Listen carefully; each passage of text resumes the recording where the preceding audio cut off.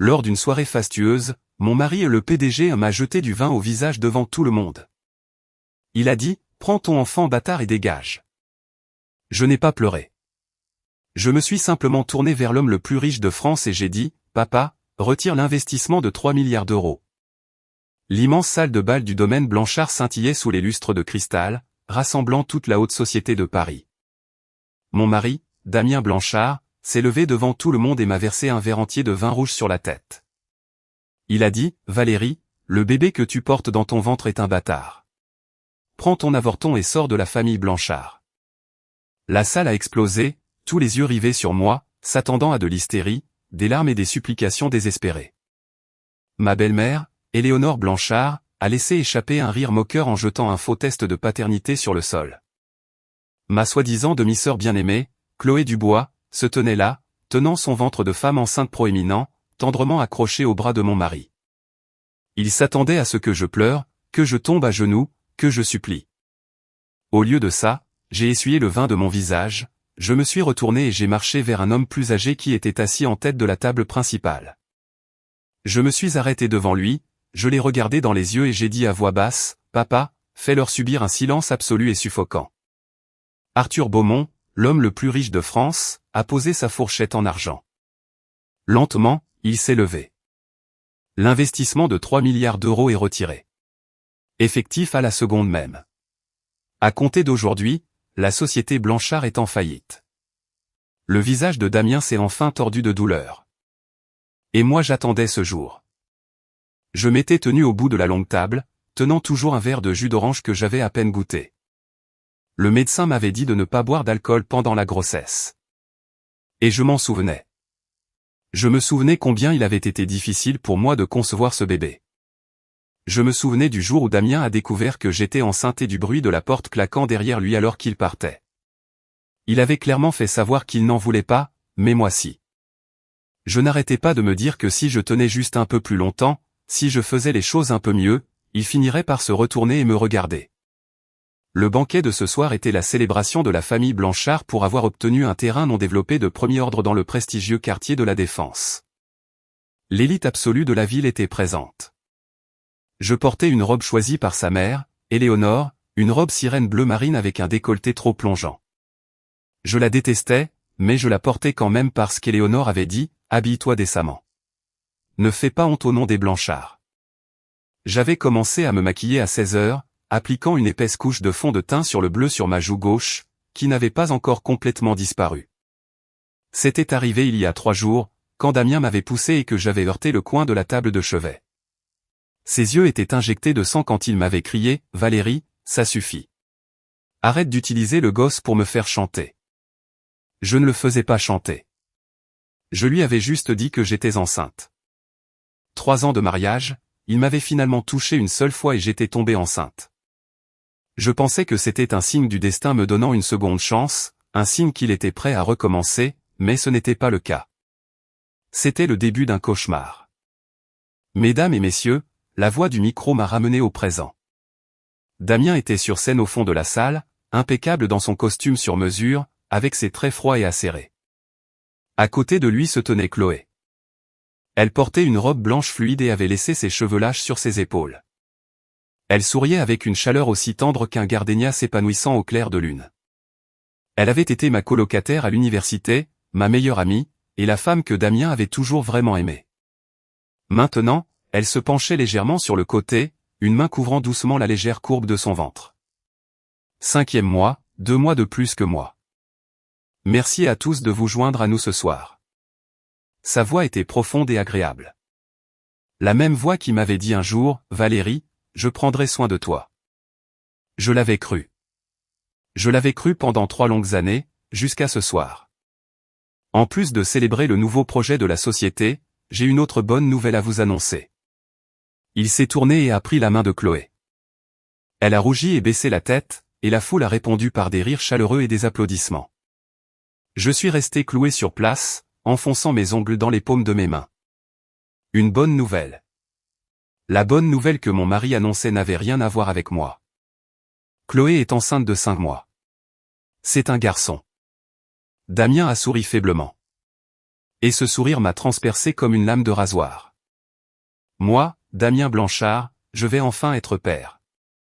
Applaudissements nourris. Mon corps a vacillé. Et moi? Et le bébé de 3 mois dans mon ventre? Éléonore Blanchard était au bord de la Seine, s'essuyant les yeux avec un mouchoir en dentelle, souriant jusqu'aux oreilles. Elle est passée juste à côté de moi sans même me regarder.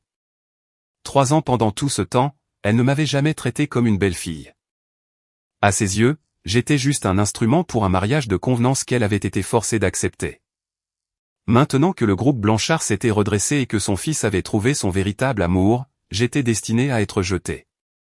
J'ai pris une profonde inspiration et j'ai serré mon verre de jus. Non, je n'allais pas pleurer. J'allais attendre. Attendre le bon moment. De plus, la voix de Damien a retenti à nouveau, cette fois plus froide. Il y a une autre affaire à régler ce soir. Il est descendu de la scène. La foule s'est écartée comme l'eau. Il a marché vers moi. Ses chaussures en cuir résonnaient contre le sol en marbre.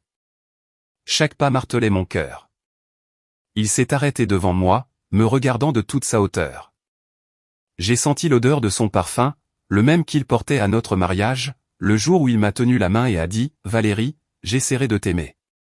Il a prononcé mon nom, Valérie. Toute la salle s'est tue.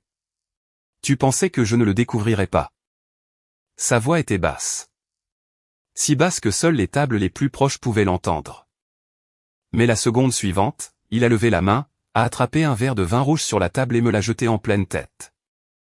Le liquide glacial a coulé dans mes cheveux, sur mon front, dans mes yeux et sur mes joues. Le vin rouge foncé s'est épanoui sur la robe bleu marine comme une fleur pourrie. J'ai fermé les yeux. Prends ton bâtard. Sors de la famille Blanchard. Sa voix ne cachait plus sa fureur. La salle a éclaté. Des halètements, des chuchotements, des téléphones tenus en l'air pour capturer le moment. Les flashs des appareils photo ont scintillé à travers mes paupières fermées, et j'ai entendu le rire strident d'Éléonore Blanchard. Je vous l'avais dit depuis le début que c'était une ordure. Sa voix a fendu l'air comme un ongle sur du verre. Damien, regarde là. 3 ans de mariage et pas une trace de grossesse. Et soudain, elle est enceinte. Si ce n'est pas un bâtard ramené de la rue, alors de qui est-il? J'ai ouvert les yeux. Damien se tenait devant moi sans une once de chaleur dans son regard.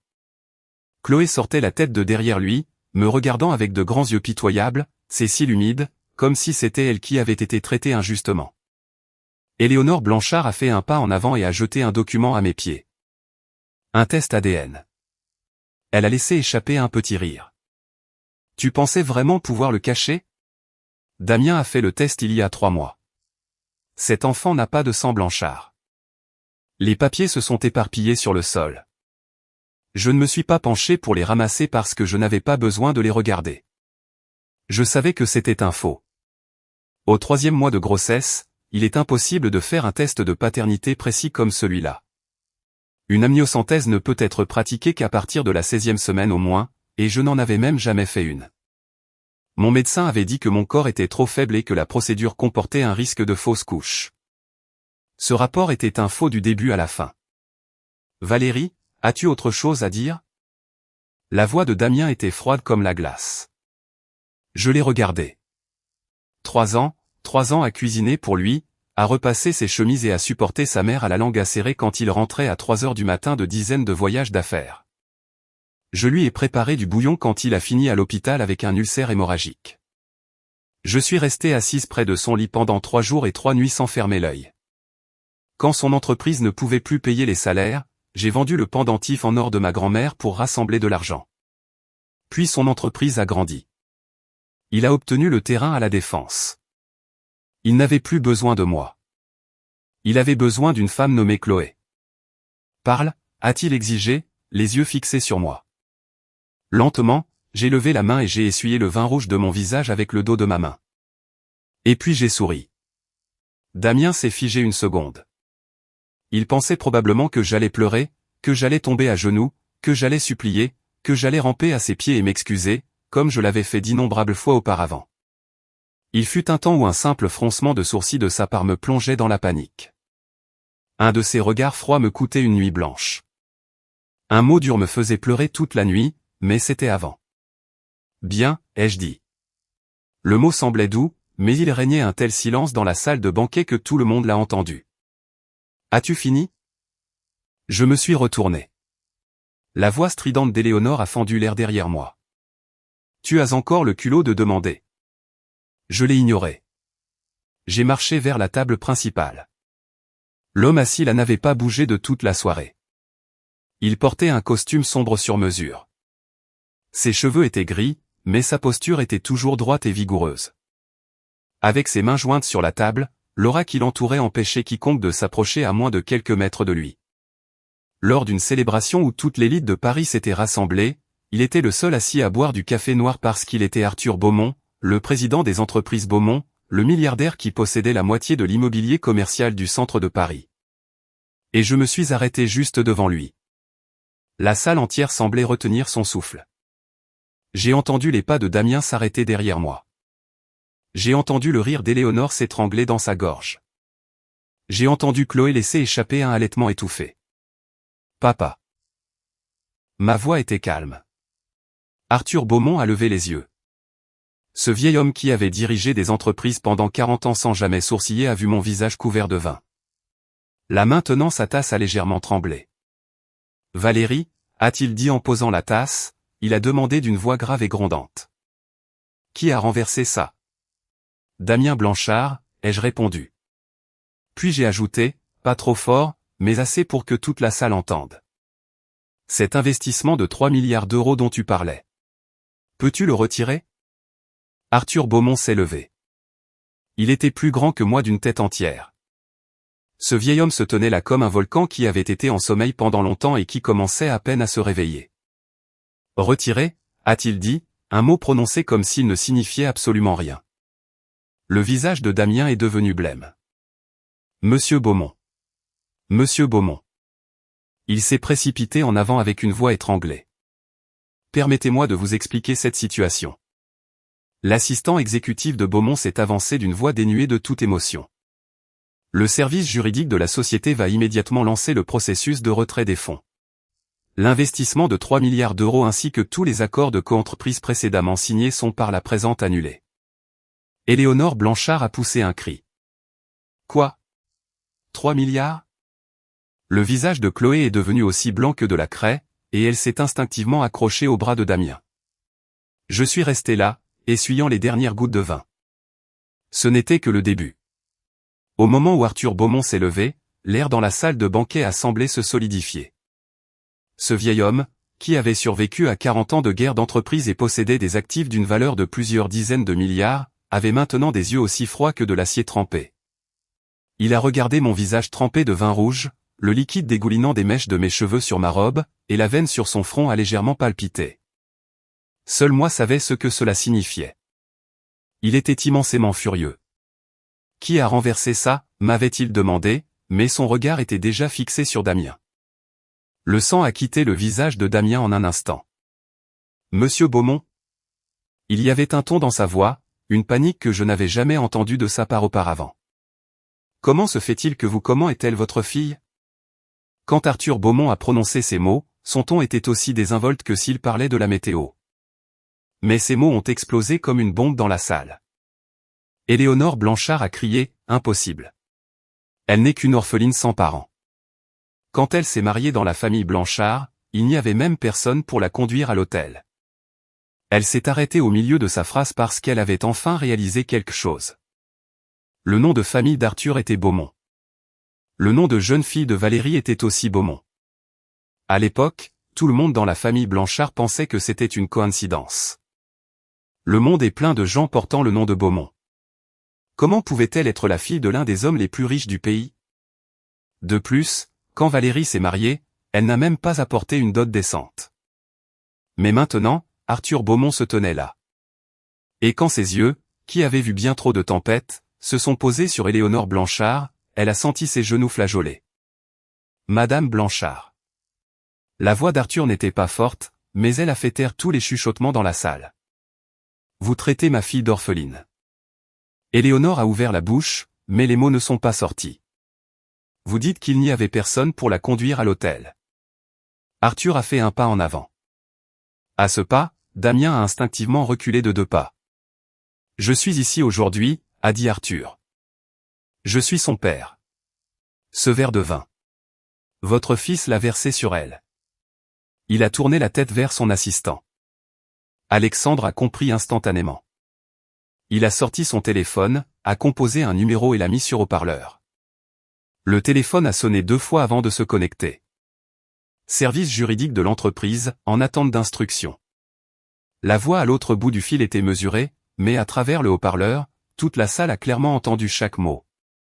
Initier le processus de retrait total de l'investissement de 3 milliards d'euros dans la société Blanchard. Mettez fin à tous les contrats cadres de service. Gelez immédiatement les fonds alloués. Stoppez tous les paiements en attente. Aussi, il a regardé Arthur Beaumont. Arthur a prononcé 3 mots sans aucune expression. Liste noire complète. L'assistant a répété au téléphone. Ordre direct de Monsieur Beaumont. Effet immédiat. Les entreprises Beaumont et toutes les sociétés affiliées imposent une liste noire complète à la société Blanchard. Coupez tous les liens commerciaux. Interdisez toute collaboration dans les secteurs de l'immobilier, des matériaux de construction, de la logistique et de la vente au détail. En même temps, envoyez des notifications officielles à tous les partenaires les informant de la position de la société. Il y a eu un silence de 3 secondes à l'autre bout du fil. Puis un son, compris, exécution immédiate. Un silence de mort régnait dans la salle, puis les gens ont commencé à partir. Pas les Blanchard, les invités qui avaient assisté au banquet. Qui dans une salle comme celle-là n'était pas aussi vif qu'un couteau? Au moment où Beaumont a publiquement déclaré le groupe Blanchard ennemi mortel de sa famille. Qui oserait rester et finir son dîner? Rester signifiait aller contre les Beaumont. Et aller contre les Beaumont dans le monde de l'entreprise n'avait qu'un seul résultat, la mort. 1, 2, 10, 30. Les invités n'ont même pas osé dire au revoir. Ils ont attrapé leur sac, tiré leur cavalier, et sont sortis la tête basse. Le crissement des chaises repoussées a résonné par vagues. Les talons et les chaussures en cuir claquaient sur le sol dans un flot frénétique et chaotique. En moins de 3 minutes, la salle de banquet, qui avait été bondée, était plus qu'à moitié vide. Seuls les Blanchard, les gens de Beaumont et Chloé restaient. Chloé était toujours là, une main sur son ventre et l'autre accrochée à la manche de Damien, son visage aussi blanc qu'une feuille de papier. Elle n'aurait probablement pas pu imaginer, même dans ses fantasmes les plus fous, que l'homme qu'elle avait tant travaillé à voler, le statut de Madame Blanchard pour lequel elle s'était tant battue, perdrait bientôt même le toit au-dessus de sa tête. Damien est finalement revenu à la réalité. Monsieur Beaumont. Il a pris une profonde inspiration, essayant de stabiliser sa voix. Tout ceci est un malentendu. Valérie, elle ne m'a jamais parlé de ses origines. Si j'avais su qu'elle était votre fille, je n'aurais pas, si vous aviez su qu'elle était ma fille, la coupé Arthur. Vous n'auriez pas osé lui jeter du vin au visage. Ce qui veut dire que vous me dites que si elle n'était pas ma fille, lui jeter du vin dessus aurait été parfaitement normal. Les mots se sont coincés dans la gorge de Damien et il est resté silencieux. Monsieur Blanchard. Arthur s'est assis et son assistant lui a immédiatement versé une autre tasse de café. Il l'a prise et a bu une gorgée. J'ai une habitude. Quand je fais des affaires, je regarde d'abord la personne. Si la personne n'est pas correcte, je n'investis pas. Peu importe la qualité du projet. Quand votre famille est venue me voir pour discuter d'un partenariat, savez-vous pourquoi j'ai accepté? Damien est resté silencieux. À cause de Valérie, a dit Arthur. J'ai découvert qu'elle était avec votre famille il y a 3 ans. Je me suis dit que puisque ma fille vivait sous votre toit, investir un peu d'argent signifiait lui donner un peu plus de soutien. 3 milliards, ce n'est pas grand-chose pour moi. 3 milliards, c'est de l'argent de poche. Le visage de Damien est passé de pâle comme un cadavre à gris cendré. La société Blanchard avait obtenu le terrain à la Défense précisément grâce au soutien financier de 3 milliards de la famille Beaumont. Le terrain avait été remporté. La construction n'avait même pas commencé et chaque euro de financement ultérieur dépendait des Beaumont. Maintenant, à la seconde où la nouvelle du retrait des Beaumont fuiterait. Lorsque la bourse ouvrirait demain matin, les actions de la société Blanchard chuteraient comme une avalanche.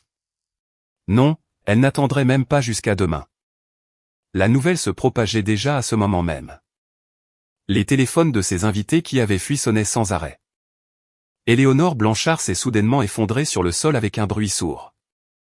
C'est fini, a-t-elle marmonné. Tout est fini. Chloé a couru pour l'aider à se relever, mais Éléonore l'a violemment repoussée. Tout est de ta faute, a crié la belle-mère, pointant son doigt sur Chloé. Tu as poussé Damien à faire ça. Tu as insisté sur le fait que Valérie portait un bâtard. Tu as insisté pour la chasser aujourd'hui devant tout le monde. Toi, maman, l'a coupé sèchement Damien, mais il était déjà trop tard. Le regard d'Arthur Beaumont s'est posé sur Chloé. De qui attendez-vous un enfant, a-t-il dit à voix basse. Chloé a tremblé de la tête aux pieds et a instinctivement reculé. Je me tenais à côté de mon père, regardant la scène se dérouler. 3 ans. J'avais fantasmé sur ce moment d'innombrables fois. Éléonore perdant son sang-froid. Damien saisi par la panique. Chloé terrifiée. Je pensais que je me sentirais vengée, satisfaite, que j'aurais envie de rire. Mais à ce moment, je ne ressentais que du froid. Un froid qui s'infiltrait jusqu'à la moelle de mes os. Ces gens avaient souri en m'accueillant à la porte il y a 3 ans. Ils avaient souri en m'humiliant pendant 3 ans. Ils avaient souri aujourd'hui en me versant du vin rouge sur la tête. Maintenant, ils ne pouvaient plus sourire. Et alors? C'est plus de 1000 jours et nuits de grief. Ces innombrables regards froids, moqueries, bousculades, insultes, cette robe qui a été lavée encore et encore jusqu'à ce qu'elle soit désespérément ruinée. Ce bleu qui n'avait toujours pas disparu.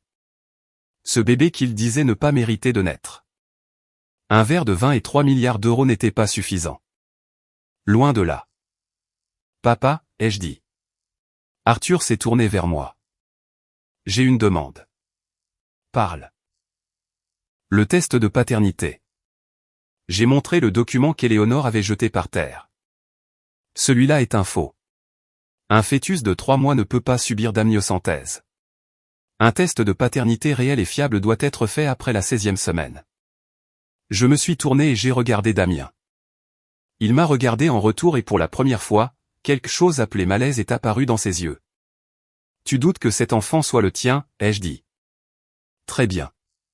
Juste devant tout le monde encore présent dans cette salle. Allons à l'hôpital et faisons le test le plus concluant qui existe. Valérie. Damien a fait un pas en avant. N'ose pas m'appeler comme ça. Ma voix est soudainement devenue glaciale. Damien, n'as-tu pas dit que je portais un bâtard? Ne m'as-tu pas dit de prendre mon avorton et de dégager? Qu'y a-t-il maintenant que je te donne la chance de prouver que tu as raison? As-tu trop peur? Chloé a soudainement pris la parole. Ma sœur, ne mets pas la pression sur Damien comme ça. Il s'est juste laissé emporter par le moment. Tais-toi. Je ne l'ai même pas regardé. Le visage de Chloé est devenu pâle une seconde. Tu l'appelles Damien, ai-je dit. À partir de ce soir, appelle-le comme tu veux. Je n'ai plus besoin de cet homme, mais la saleté que vous avez versée sur moi, je la nettoierai jusqu'à la dernière goutte de mes propres mains. Je me suis retourné vers mon père. Papa, s'il te plaît, organise tout avec les médecins. Tout de suite. Arthur m'a regardé pendant 3 secondes, puis a souri. C'était le sourire d'un père qui voit enfin sa fille montrer un peu de caractère. Un sourire de fierté profonde et silencieuse. D'accord, a-t-il dit. Organise ça. Son assistant composait déjà un autre numéro. Centre médical Beaumont, préparez l'équipement le plus avancé pour les tests de paternité prénatale. Oui, amniocentèse, le petit enfant de Monsieur Beaumont. Oui, nous serons là dans 20 minutes. Mettez en place un enregistrement vidéo complet. Et il m'a regardé. Faites venir des témoins légaux assermentés, ai-je ajouté. Quoi qu'il arrive ce soir, je veux que ce soit enregistré en noir et blanc avec une pleine validité juridique. Vous avez entendu, a dit l'assistant au téléphone. Informez l'Ordre national des notaires ou les meilleurs avocats d'affaires d'envoyer 2 témoins juridiques expérimentés au centre médical Beaumont. Oui. Immédiatement. L'appel s'est terminé. Damien se tenait absolument pétrifié, ne bougeant pas d'un pouce. Éléonore Blanchard était toujours assise par terre, marmonnant pour elle-même, c'est fini. Chloé s'accrochait à la manche de Damien, sa voix à peine audible. Damien, j'ai un peu mal au ventre. Damien n'a pas réagi. Pas un mouvement, pas un muscle. Ses yeux étaient rivés sur moi comme s'il me voyait pour la première fois de sa vie. La mariée qui baissait la tête de honte à son mariage il y a 3 ans. L'épouse qui a enduré une froide indifférence pendant 3 ans sans une seule plainte. La femme qui ce soir a reçu un verre de vin rouge au visage sans verser une seule larme. Il s'est avéré qu'elle avait du caractère. Elle avait juste attendu 3 ans. Attendu une excuse pour se redresser. Allons-y, ai-je prononcé d'une voix ferme. Tu ne veux pas savoir si l'enfant est le tien? Je vais te donner la réponse tout de suite. Je me suis retourné et j'ai marché vers les portes de la salle. Arthur Beaumont m'a suivi. En atteignant les portes, je me suis arrêté. Je ne me suis pas retourné. Oh, et Chloé. J'ai entendu son halètement aigu et effrayé. Tu viens aussi. Pendant qu'on y est, on va aussi vérifier pour ton bébé. Sur ce, j'ai poussé les portes. Le vent de la nuit s'est engouffré, frappant mon visage taché de vin. Il faisait froid, mais mon cœur n'avait jamais brûlé aussi ardemment. La tour du centre médical Beaumont brillait dans le ciel nocturne, comme s'il faisait grand jour lorsque notre cortège s'est arrêté. À l'entrée attendaient 2 rangées de spécialistes en blouse blanche. En tête se trouvait le directeur médical en chef de l'hôpital qui s'est précipité pour nous accueillir, la nervosité évidente dans sa voix. Monsieur Beaumont, tout est prêt. Obstétrique, diagnostic de laboratoire et médecine légale. Tous les spécialistes sont à leur poste. 2 représentants légaux attendent déjà à l'intérieur. Arthur a hoché la tête puis m'a regardé. Valérie, as-tu bien réfléchi? L'amniosynthèse comporte des risques. J'y ai réfléchi. Ma voix était stable. Comparé à laisser cet enfant porter la marque d'un bâtard pour le reste de sa vie, ce risque n'est rien. Derrière moi, j'ai entendu le bruit de la portière de la voiture de Damien se fermer. Il marchait lentement. Chaque pas lui coûtait comme s'il marchait sur des lames de rasoir. Éléonore Blanchard était conduite par le bras derrière lui. Elle marmonnait toujours pour elle-même.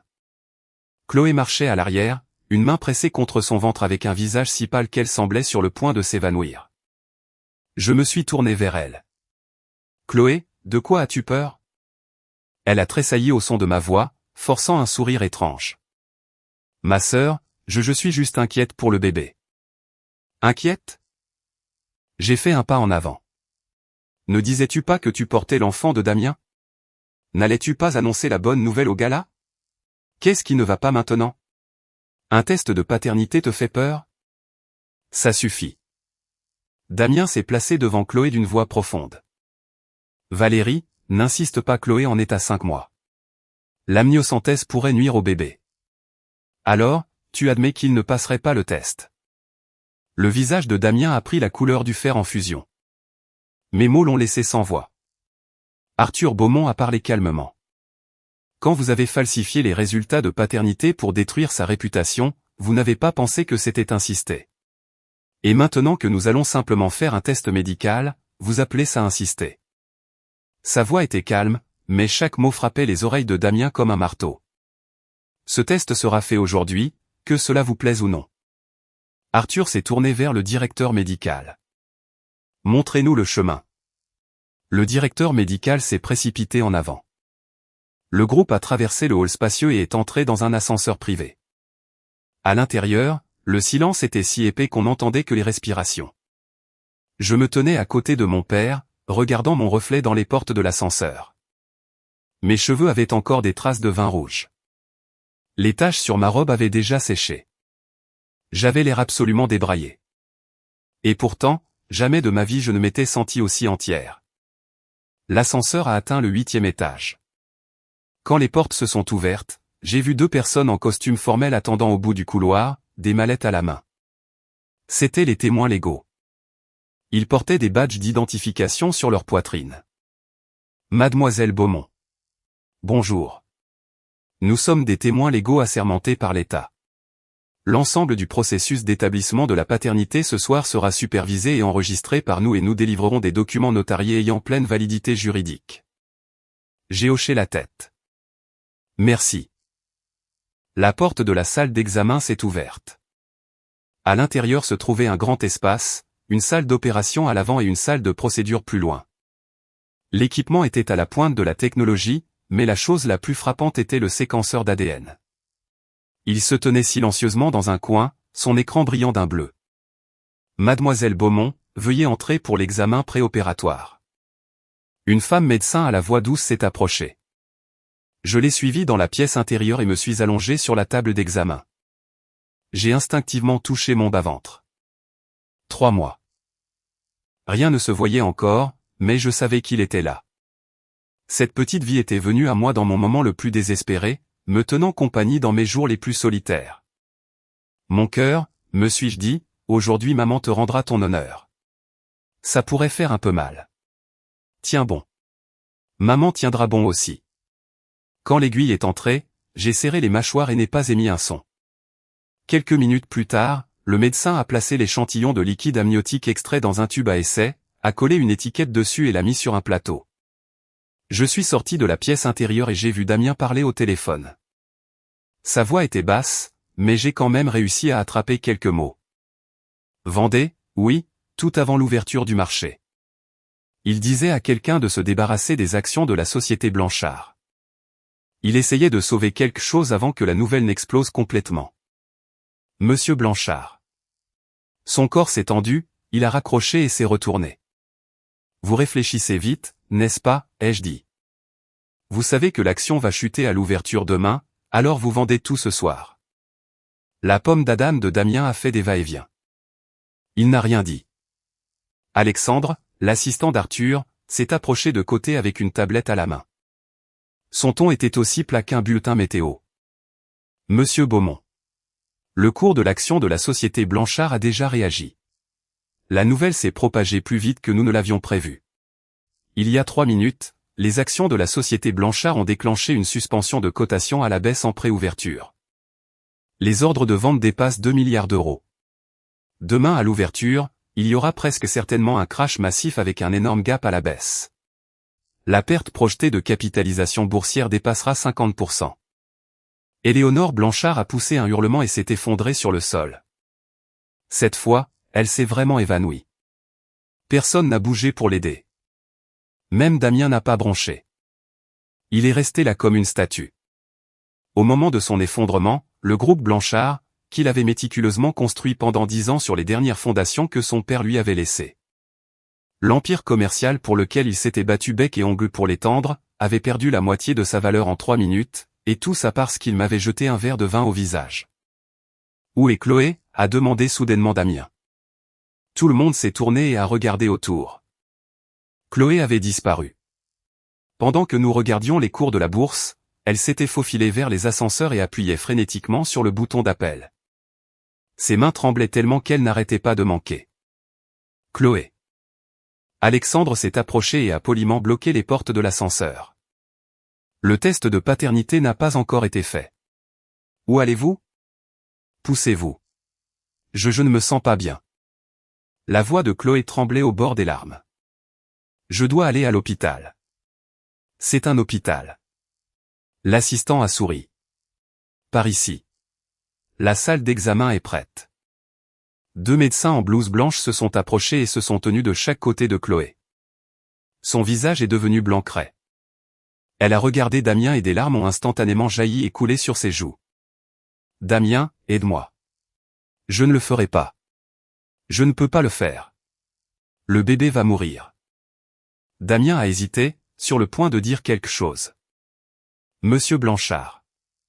Je me suis approché de lui et l'ai regardé droit dans les yeux. N'as-tu pas dit qu'elle portait ton enfant ? Ne voulais-tu pas annoncer la bonne nouvelle devant toute l'élite parisienne ? Ne voulais-tu pas me chasser de la maison pour elle ? À chaque question que je posais, son visage s'assombrissait d'une nuance. Si tu es si sûr que l'enfant est le tien, de quoi as-tu peur ? S'il est vraiment l'héritier de la famille Blanchard, alors demain, moi, Valérie Beaumont, je publierai des excuses publiques dans le Figaro et demanderai à mon père de reconsidérer l'investissement de 3 milliards d'euros. Je me suis penché plus près, baissant la voix à un murmure que nous seuls pouvions entendre. Mais et s'il ne l'est pas ? Finalement, une fissure est apparue dans les yeux de Damien. Et à l'intérieur de cette fissure se trouvait ce qu'il avait refusé d'admettre pendant 3 ans. Le doute. Il avait douté auparavant, mais il s'était laissé aveugler par le charme pathétique de Chloé, poussé par les plaintes incessantes de sa mère, et ému par son propre ressentiment caché. Ressentiment pour un mariage avec une femme qu'il n'aimait pas. Ressentiment pour une vie qu'il n'avait jamais voulu. Alors il a trouvé Chloé. Il l'a transformée en son salut, son véritable amour, son trophée dans la guerre contre le destin. Mais il a oublié une chose. Chloé était prête à être la maîtresse qui détruisait le mariage de quelqu'un d'autre. Son caractère, dès le début, ne méritait pas sa confiance. Arrêtez-la. La voix de Damien a soudainement fendu l'air. On aurait dit du papier de verre grattant contre de la pierre. Les larmes de Chloé se sont arrêtées une seconde. Damien, a-t-elle gémi. Arrêtez-la. Damien s'est tourné vers Chloé et dans ses yeux il y avait un épuisement que je n'avais jamais vu auparavant. Chloé, tu as dit que le bébé était le mien. Alors de quoi as-tu peur? Je n'ai pas peur. Chloé a frénétiquement essuyé ses larmes. Je suis juste inquiète pour le bébé. Le médecin m'a dit que ma grossesse était délicate. Au centre médical Beaumont, nous avons les meilleurs obstétriciens de la ville. La voix d'Arthur a résonné par derrière. Si quelque chose ne va pas pendant la procédure, moi, Arthur Beaumont, j'en prends l'entière responsabilité. Chloé, sois rassurée. Les mots sonnaient comme un réconfort. En réalité, c'était l'ultimatum final. Chloé a compris qu'il n'y avait pas d'échappatoire. Les deux médecins l'ont conduite, mi-guidant, mi-soutenant, dans une autre salle d'examen. Au moment où la porte s'est fermée, j'ai entendu un sanglot étouffé s'échapper de ses lèvres. Le son a résonné dans le couloir vide comme le cri d'un oiseau dont la gorge a été tranchée. Le témoin légal a allumé la caméra vidéo pour documenter tout le processus. Éléonore Blanchard a finalement repris conscience après que quelqu'un lui ait pincé le cœur au-dessus de la lèvre supérieure. Elle a cligné des yeux groggy, examinant la lumière fluorescente dure du plafond, les médecins en blouse blanche et la foule de gens aux expressions variées dans le couloir. Le test. Où sont les résultats du test? Elle a attrapé le bras de la personne à côté d'elle. Personne n'a répondu car le test était toujours en cours. Arthur Beaumont a demandé qu'on apporte des chaises et m'a dit de m'asseoir et d'attendre. Il s'est installé à côté de moi, a fermé les yeux et s'est reposé. Le vieil homme semblait capable de maintenir son calme dans n'importe quelle situation, imperturbable, même si le ciel tombait.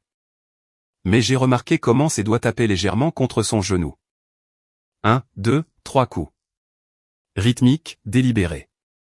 C'était son habitude quand il était profondément absorbé dans ses pensées. À quoi pensait-il? Aux 3 années de dette qu'il avait envers moi? Comment il continuerait à détruire la famille Blanchard ou à qui appartenait réellement le bébé qui grandissait dans le ventre de Chloé? Au bout du couloir, sur la télévision à écran plat, les nouvelles financières du câble diffusaient les gros titres. Aujourd'hui, les entreprises Beaumont ont annoncé le retrait total de leurs investissements dans la société Blanchard, pour un montant total de 3 milliards d'euros. Suite à cette nouvelle, les actions de plusieurs sociétés cotées appartenant au groupe Blanchard ont chuté. Les analystes de marché estiment que sans le soutien financier des Beaumont, le projet actuel du groupe Blanchard pour le développement du quartier de la Défense sera confronté au risque d'une rupture de la chaîne de financement. La voix du présentateur était claire et froide. Damien se tenait devant la télévision. Il tournait le dos à tout le monde. Je ne pouvais pas voir l'expression sur son visage, mais j'ai vu ses bras pendre le long de son corps, ses poings si serrés que ses jointures étaient blanches. C'était son habitude quand il était furieux. Mais cette fois, qui était l'objet de sa colère? Moi, mon père, Chloé, ou lui-même? Je ne savais pas, et je ne m'en souciais plus. 1 heure plus tard, la porte du laboratoire s'est enfin ouverte. Au moment où la porte du laboratoire s'est grande ouverte, tout le monde dans le couloir a semblé retenir son souffle. Le docteur Lambert est sorti, l'expert en charge de la comparaison ADN, le spécialiste en chef des tests au centre médical Beaumont. Il avait les cheveux grisonnants, portait des lunettes à monture dorée et tenait dans ses mains 2 dossiers scellés estampillés du sceau officiel des témoins assermentés. Les résultats sont prêts. Le docteur Lambert a ajusté ses lunettes. L'échantillon d'ADN fœtal extrait par amniosynthèse a été comparé à l'échantillon de sang fourni par monsieur Damien Blanchard. La conclusion est la suivante. Il a ouvert le premier dossier. Le fœtus porté par madame Valérie Beaumont est biologiquement lié à monsieur Damien Blanchard, confirmé comme étant le père biologique. Probabilité de paternité de 99,9%. Les mots ont résonné et le couloir est tombé dans le silence pendant 3 longues secondes. La mâchoire d'Éléonore Blanchard est tombée.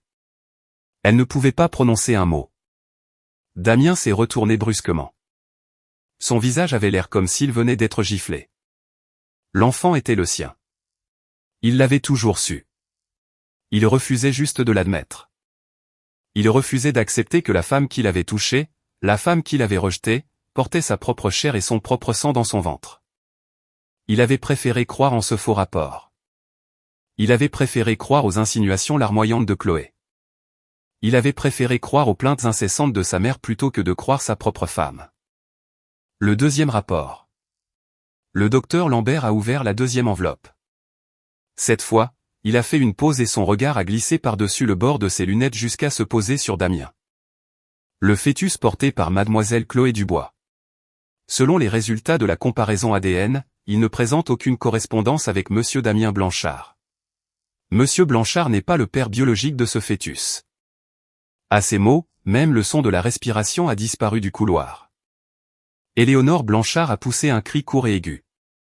Puis elle a porté ses mains à sa poitrine et a glissé le long du mur, haletante.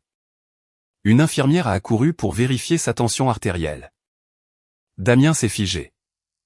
L'expression sur son visage, je ne l'oublierai jamais tant que je vivrai. Ce n'était pas de la colère. C'était le vide. Le vide total et absolu.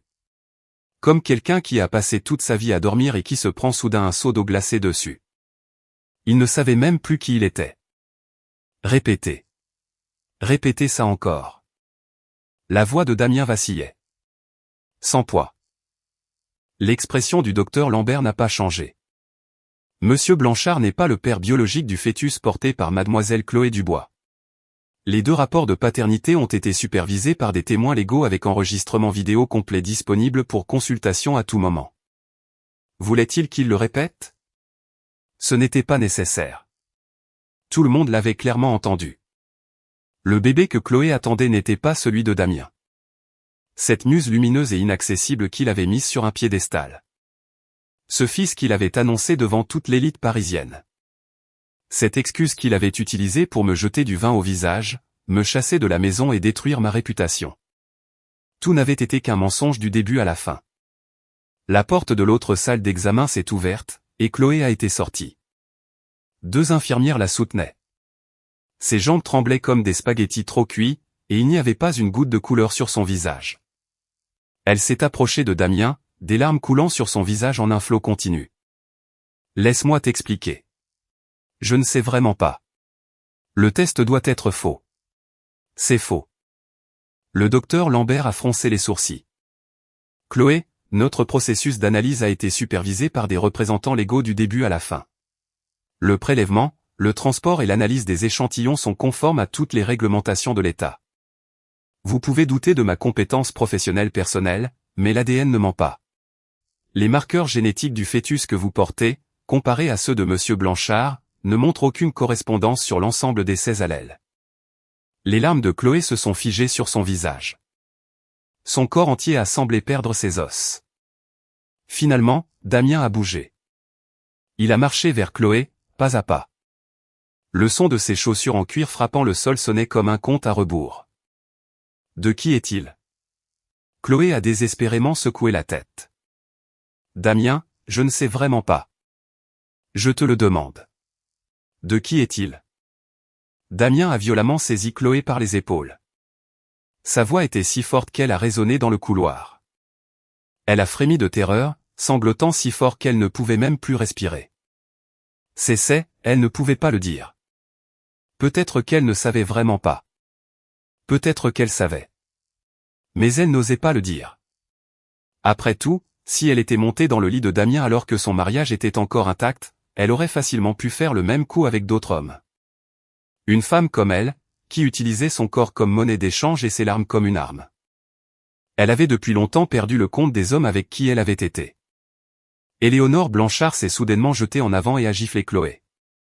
Un claquement sec a retenti dans le couloir. La tête de Chloé a basculé sur le côté. 5 marques de doigts rouges ont instantanément enflé sur sa joue. Tu oses tromper mon fils? Éléonore s'est jetée sur elle comme une folle, l'attrapant par les cheveux. Tu portes un bâtard dans ton ventre, et tu as encore le culot de tendre un piège à ma belle-fille. Tu as coûté 3 milliards d'euros à la famille Blanchard. Tu nous as tous conduits à la ruine. Les infirmières se sont précipitées pour éloigner Éléonore, mais elle a continué à lancer des malédictions, et ses mots se sont finalement dissous en sanglots bruyants et déchirants. Elle s'est finalement souvenue que j'étais sa belle-fille. Après que son fils m'ait jeté du vin au visage en personne, après qu'elle ait jeté ce faux rapport de paternité à mes pieds. Après 3 ans d'humiliation, d'abus et de piétinement jour après jour, elle s'est finalement souvenue que Valérie était l'épouse que la famille Blanchard avait acceptée avec tous les honneurs. Dommage qu'il soit déjà trop tard. Damien Blanchard, ai-je dit. Il a lâché Chloé et s'est tourné vers moi. Ses yeux étaient rouges, non pas de larmes, mais de ce rouge injecté de sang qui frise l'effondrement. Tu as vu les résultats. Ma voix était calme. Premièrement, mon enfant est le tien. Deuxièmement, l'enfant de Chloé n'est pas le tien. Troisièmement, j'ai sorti quelque chose de ma poche. L'alliance en platine avec un petit diamant, celle qu'il avait glissée à mon doigt il y a 3 ans. À l'époque, il m'avait dit, Valérie, à partir de maintenant, je prendrai soin de toi. Il avait rompu cette promesse en moins d'1 mois. Et j'avais porté cette bague pendant 3 longues années. Je l'enlevais quand je faisais la lessive par peur de la perdre. Je l'enveloppais dans du film plastique quand je cuisinais pour qu'elle ne se salisse pas de graisse. Je la touchais chaque nuit avant de m'endormir pour me rappeler que je comptais pour lui. Mais maintenant, en regardant cette bague, je ne ressentais que de l'ironie. Troisièmement, ai-je continué. À partir de ce soir, moi, Valérie Beaumont, j'en ai fini avec toi, Damien Blanchard. Pour de bon. J'ai levé la bague au niveau de mes yeux et je l'ai lâchée. Elle est tombée sur le sol, a rebondi une fois et s'est immobilisée avec un tintement au pied de Damien. Il ne l'a pas ramassée. Il l'a juste regardée fixement comme s'il regardait quelque chose disparaître. Les papiers du divorce seront à ton bureau demain, ai-je dit. Le bébé reste avec moi. Il n'a rien à voir avec toi. Mon enfant n'a pas besoin d'un père qui jette du vin au visage de sa mère. Valérie. Damien a fait un pas en avant. N'approche pas. 5 mots prononcés sans force, mais les pas de Damien se sont arrêtés car Arthur Beaumont s'était levé. Le vieil homme s'est lentement levé de sa chaise, s'est approché de moi et a posé une main sur mon épaule. Monsieur Blanchard, a parlé Arthur Beaumont. Ma fille a été claire. À partir de ce soir, elle n'a plus aucun lien avec la famille Blanchard. Les 3 milliards de dollars ont été retirés. Les actions de la société Blanchard continueront de chuter demain. Vous l'avez bien cherché. Il a fait une pause. Son regard s'est déplacé de Damien à Chloé, qui gisait molle sur le sol. Quant à Chloé, étant donné que l'enfant n'appartient pas à la famille Blanchard, les affaires de la famille Blanchard sont votre propre affaire. Cependant, je conseille à Chloé de réfléchir très attentivement à la manière dont elle compte s'expliquer au père biologique du bébé. Après tout, l'homme qui vous a mise enceinte n'est probablement pas n'importe qui. Les sanglots de Chloé se sont interrompus. Je l'ai regardé, et à cet instant, quelque chose a fait-il dans ma tête. Arthur Beaumont. Il était Arthur Beaumont jusqu'au bout des ongles. Ce commentaire n'avait pas été fait à la légère. Il avait déjà tout vu. Chloé n'avait pas peur de nommer le père du bébé parce qu'elle ne savait pas qui il était. Elle avait peur parce que dès que cette identité serait révélée, les conséquences seraient bien pires que tout ce qui se passait en ce moment. Papa, allons-y, ai-je dit. Nous n'avons plus rien à faire ici. Arthur a légèrement hoché la tête. Nous nous sommes retournés et nous nous sommes dirigés vers l'ascenseur. Derrière nous résonnaient les gémissements déchirants d'Éléonore, le rugissement sourd et guttural de Damien, et les excuses incohérentes et désespérées de Chloé. Au moment où les portes de l'ascenseur se sont fermées, tous les sons ont disparu. Je me suis appuyé contre le mur de l'ascenseur et j'ai fermé les yeux. Fatigué, a demandé Arthur Beaumont. Un peu. Rentrons à la maison, a-t-il dit. Nous retournions au domaine des Beaumont à Neuilly-sur-Seine. La maison? Ce mot que j'avais attendu plus de 20 ans pour entendre. L'ascenseur descendait lentement. J'ai pressé ma main contre mon ventre. La petite vie de 3 mois à l'intérieur de moi gisait tranquillement recroquevillée. Il ne savait rien. Rien de ce qui s'était passé ce soir. Rien de la façon dont son père l'avait publiquement traité de bâtard. Rien de la façon dont il avait fallu à sa mère 3 longues années pour rassembler la force de se redresser à nouveau. Mais il le saurait en grandissant. Je lui dirais, dans cette vie, la seule chose que tu ne peux jamais te permettre de perdre, c'est ta propre force intérieure. Il était plus de minuit lorsque nous sommes arrivés au domaine des Beaumont à Neuilly. Arthur avait demandé au personnel de me préparer une chambre. C'était une suite qui avait toujours été gardée vide à côté de la chambre principale. Au moment où j'ai poussé la porte, je me suis figé. La chambre était spacieuse avec des baies vitrées donnant sur le jardin. Sur la table de chevet, il y avait un bouquet frais de roses blanches et à côté, une photographie. C'était moi à 17 ans recevant un prix à un concours de piano. J'avais cherché cette photo pendant plus de 10 ans, convaincu qu'elle était perdue à jamais. Elle a toujours été là. Mademoiselle Valérie, a dit doucement la gouvernante depuis le seuil. Monsieur Beaumont a ordonné que cette chambre soit nettoyée chaque année. Il a dit qu'un jour vous reviendriez. Une boule s'est formée dans ma gorge. Je ne pouvais pas parler. La gouvernante s'est retirée et a doucement fermé la porte derrière elle.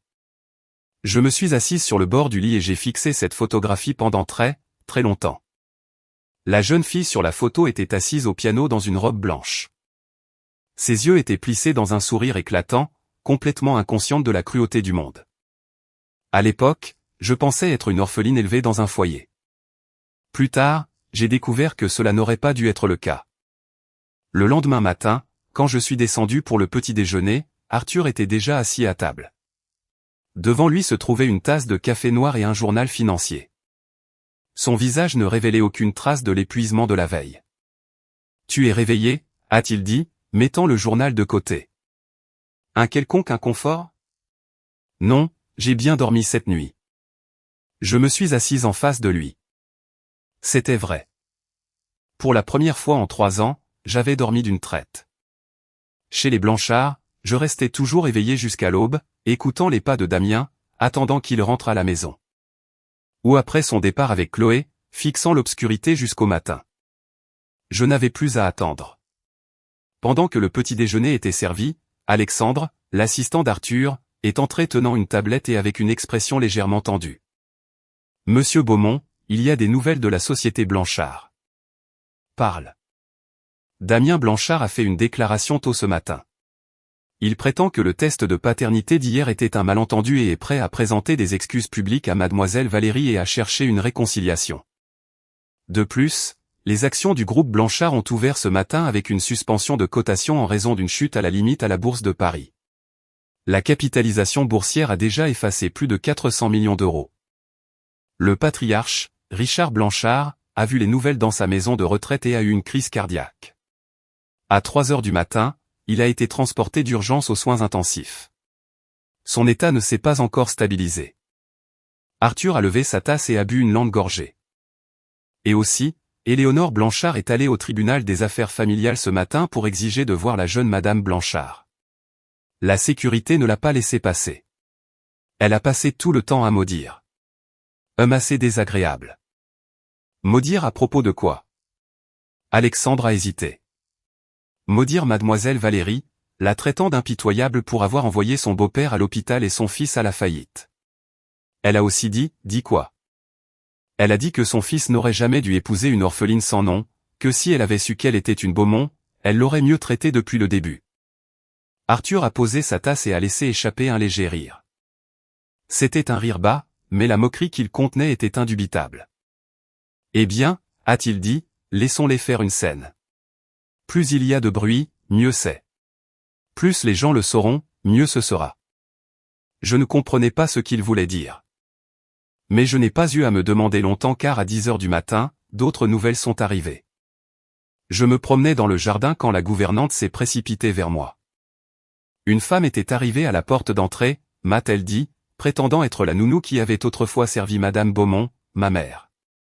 Elle insistait pour me parler en privé, ainsi qu'à monsieur Beaumont. Arthur l'a reçue dans son bureau.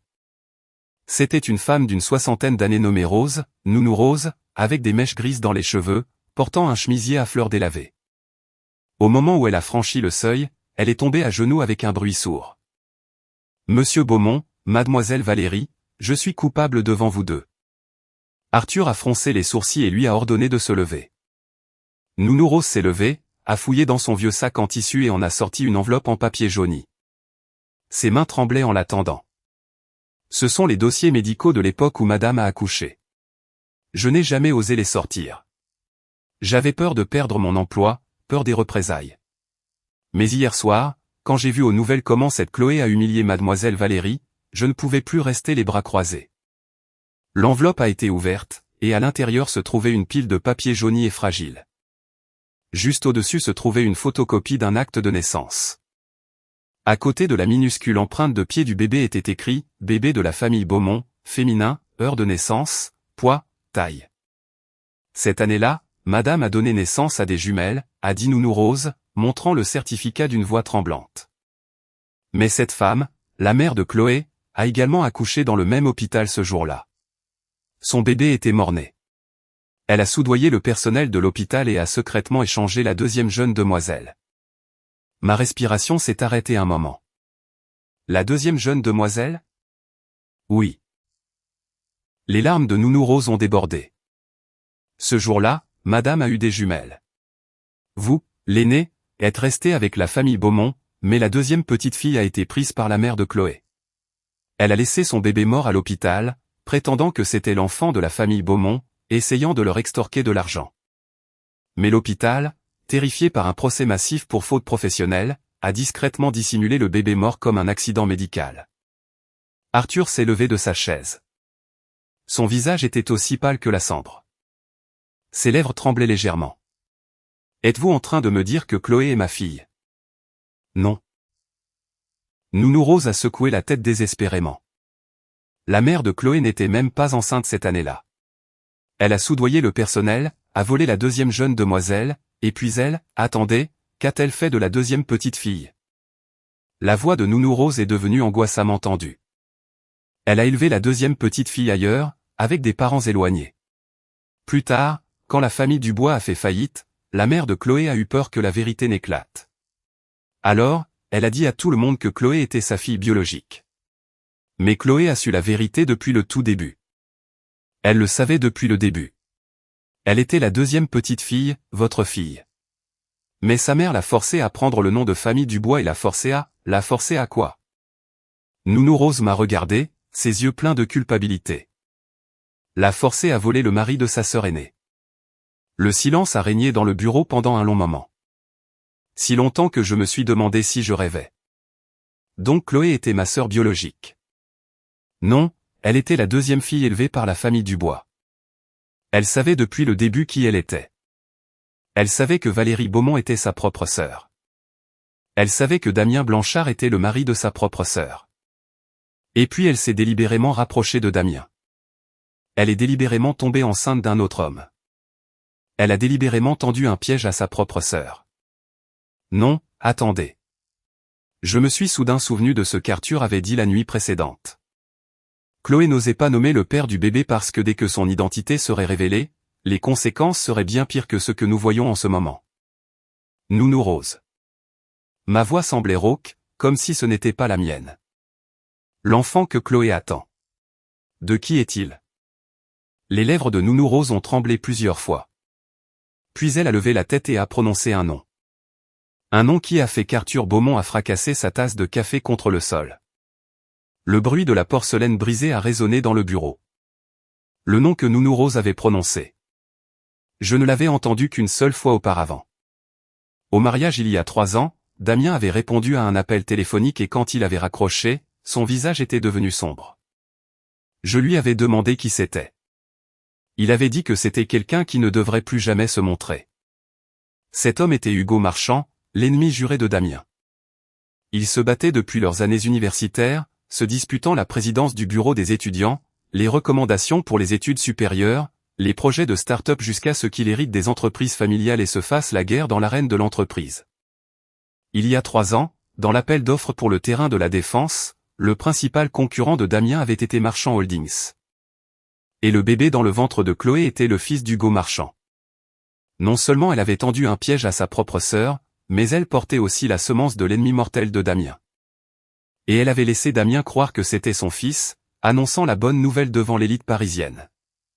Si cette nouvelle fuyait, Damien ne perdrait pas seulement de l'argent, il perdrait la face devant tout le monde des affaires. Son idéal inaccessible portait l'enfant de son ennemi juré. Il avait joué tout le drame du cocu sous les yeux de tout son cercle social. Qui d'autre est au courant de ça? La voix d'Arthur était aussi lourde que du plomb. Personne d'autre.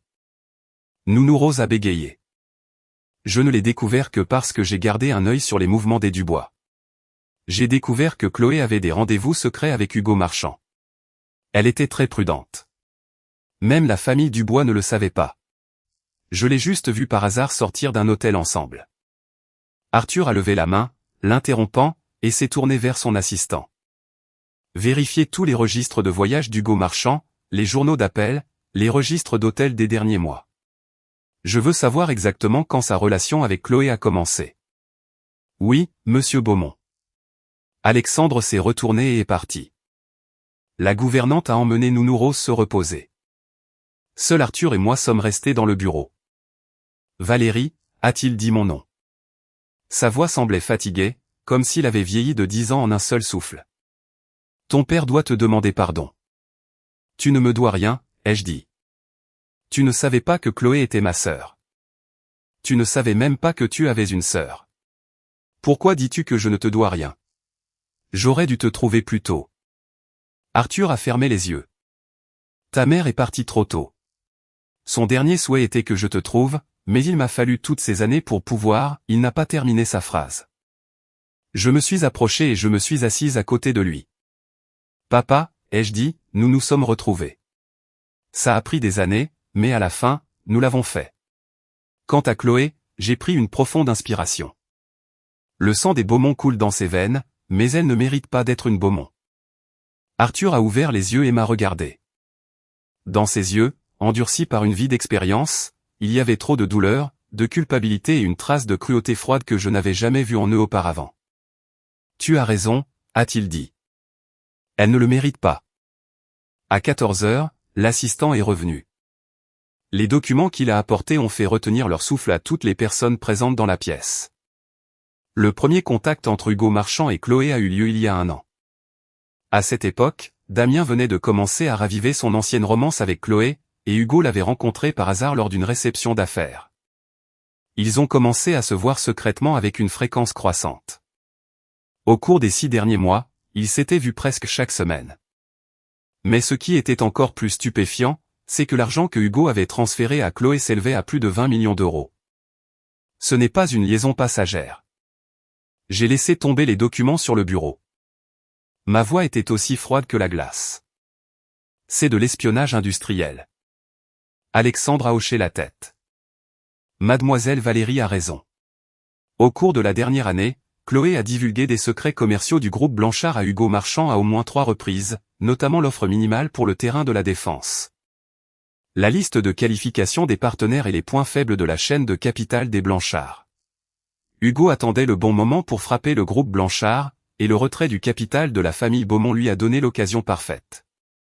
Quelle est la situation maintenant, a demandé Arthur. Alexandre a affiché les données sur sa tablette. Après le crash des actions du groupe Blanchard, Marchand Holdings a commencé à acheter agressivement des actions à prix réduit tout en vendant simultanément des actions sur le marché secondaire pour faire baisser encore plus le prix. Actuellement, la capitalisation boursière des Blanchard s'est évaporée de plus de 600 millions d'euros. Et en plus, il a fait une pause. Hugo Marchand a secrètement racheté la dette du groupe Blanchard par le biais de diverses sociétés écrans. Près de 200 millions d'euros de prêts bancaires sont déjà en défaut de paiement. Si Hugo met la main sur ses créances, il peut déposer une requête au tribunal pour une mise en faillite involontaire contre le groupe Blanchard. 600 millions d'euros évaporés, 200 millions en défaut de paiement. Procédure de faillite. Les chiffres martelaient les uns après les autres les fondations que 3 générations de la famille Blanchard avaient construites. Mais le plus ironique de tout, le point de départ de tout ce qui s'était passé n'était rien de plus qu'un verre de vin rouge que Damien m'avait jeté au visage. S'il ne l'avait pas fait hier soir, les entreprises Beaumont n'auraient jamais retiré leur investissement.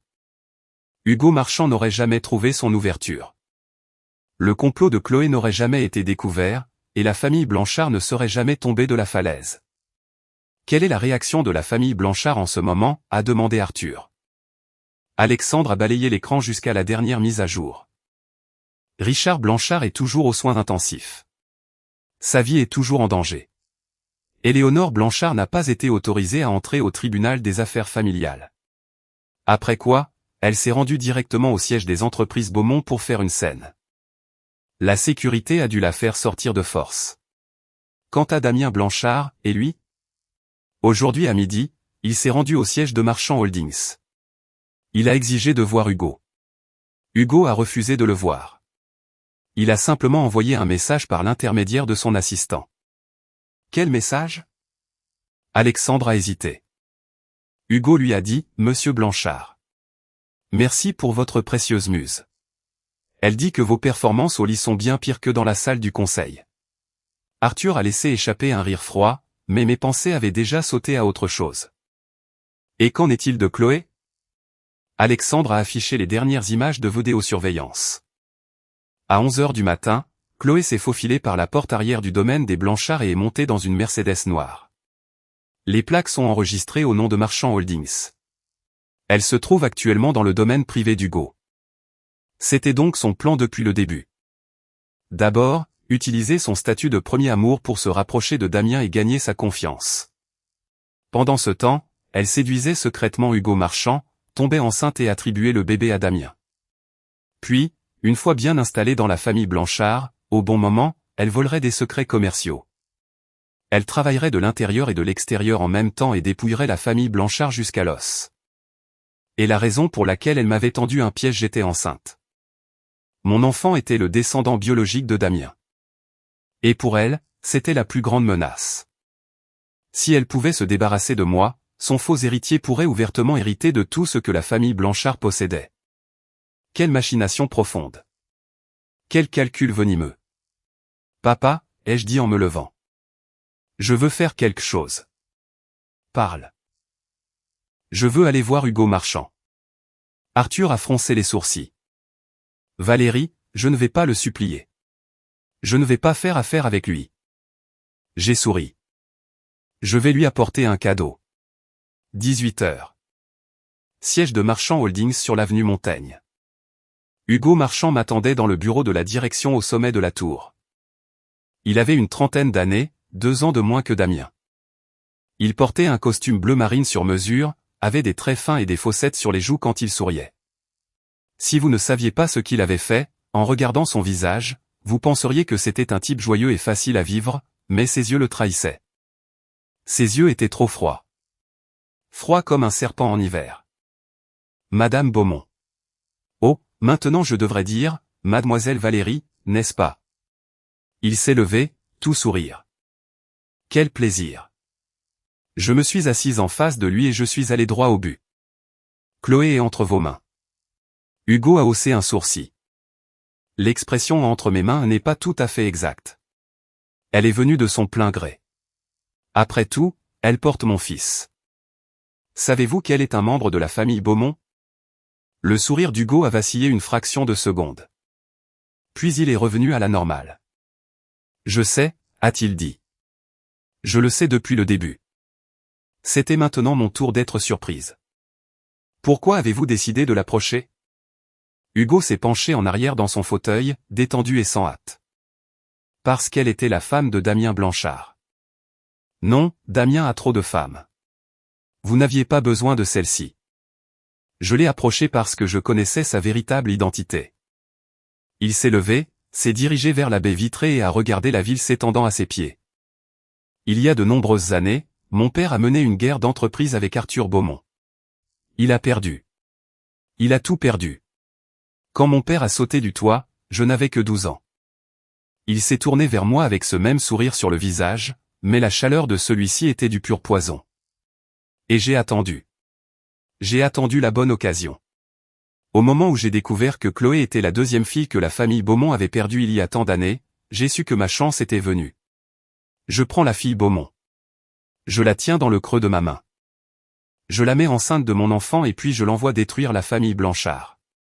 La famille Beaumont perd la dignité de sa fille et la famille Blanchard perd tout. Mais Chloé n'a pas tendu un piège à la famille Blanchard, ai-je dit. Elle m'a tendu un piège à moi, et je suis aussi une fille de la famille Beaumont. Non. Hugo a secoué la tête en souriant. Elle a tendu un piège à la femme de Damien Blanchard. Le fait que cette femme se soit avérée être la fille Beaumont n'est que la cerise sur le gâteau, parce que la famille Beaumont me doit quelque chose. Je ne veux pas seulement votre argent. Je veux que l'honneur de votre famille soit traîné dans la boue. Et finalement, j'ai compris. Chloé pensait qu'elle utilisait Hugo. Mais du début à la fin, c'était Hugo Marchand qui l'avait utilisé. Elle pensait détenir toutes les cartes. Pourtant, elle ne savait même pas qui il était vraiment. Mais pourquoi me dites-vous tout ça aujourd'hui, ai-je demandé. Pourquoi êtes-vous venu me voir? Hugo est revenu et s'est assis en face de moi. Valérie, tu es beaucoup plus intelligente que ta stupide petite sœur. On te jette du vin au visage et tu ne pleures pas. Tu ne fais pas de scène. Tu te retournes simplement, tu appelles ton père milliardaire, et du jour au lendemain, tu fais s'évaporer 600 millions d'euros des actifs des Blanchard. J'admire ça. Il s'est penché en avant, baissant la voix. Pensif, travaille avec moi. Tout ce qui reste de la famille Blanchard, nous le partagerons à 50-50e. Quant à Chloé, dès qu'elle aura accouché, je m'en occuperai moi-même. J'ai regardé dans ses yeux froids de serpent, et puis j'ai souri. Hugo, tu te trompes sur 3 points.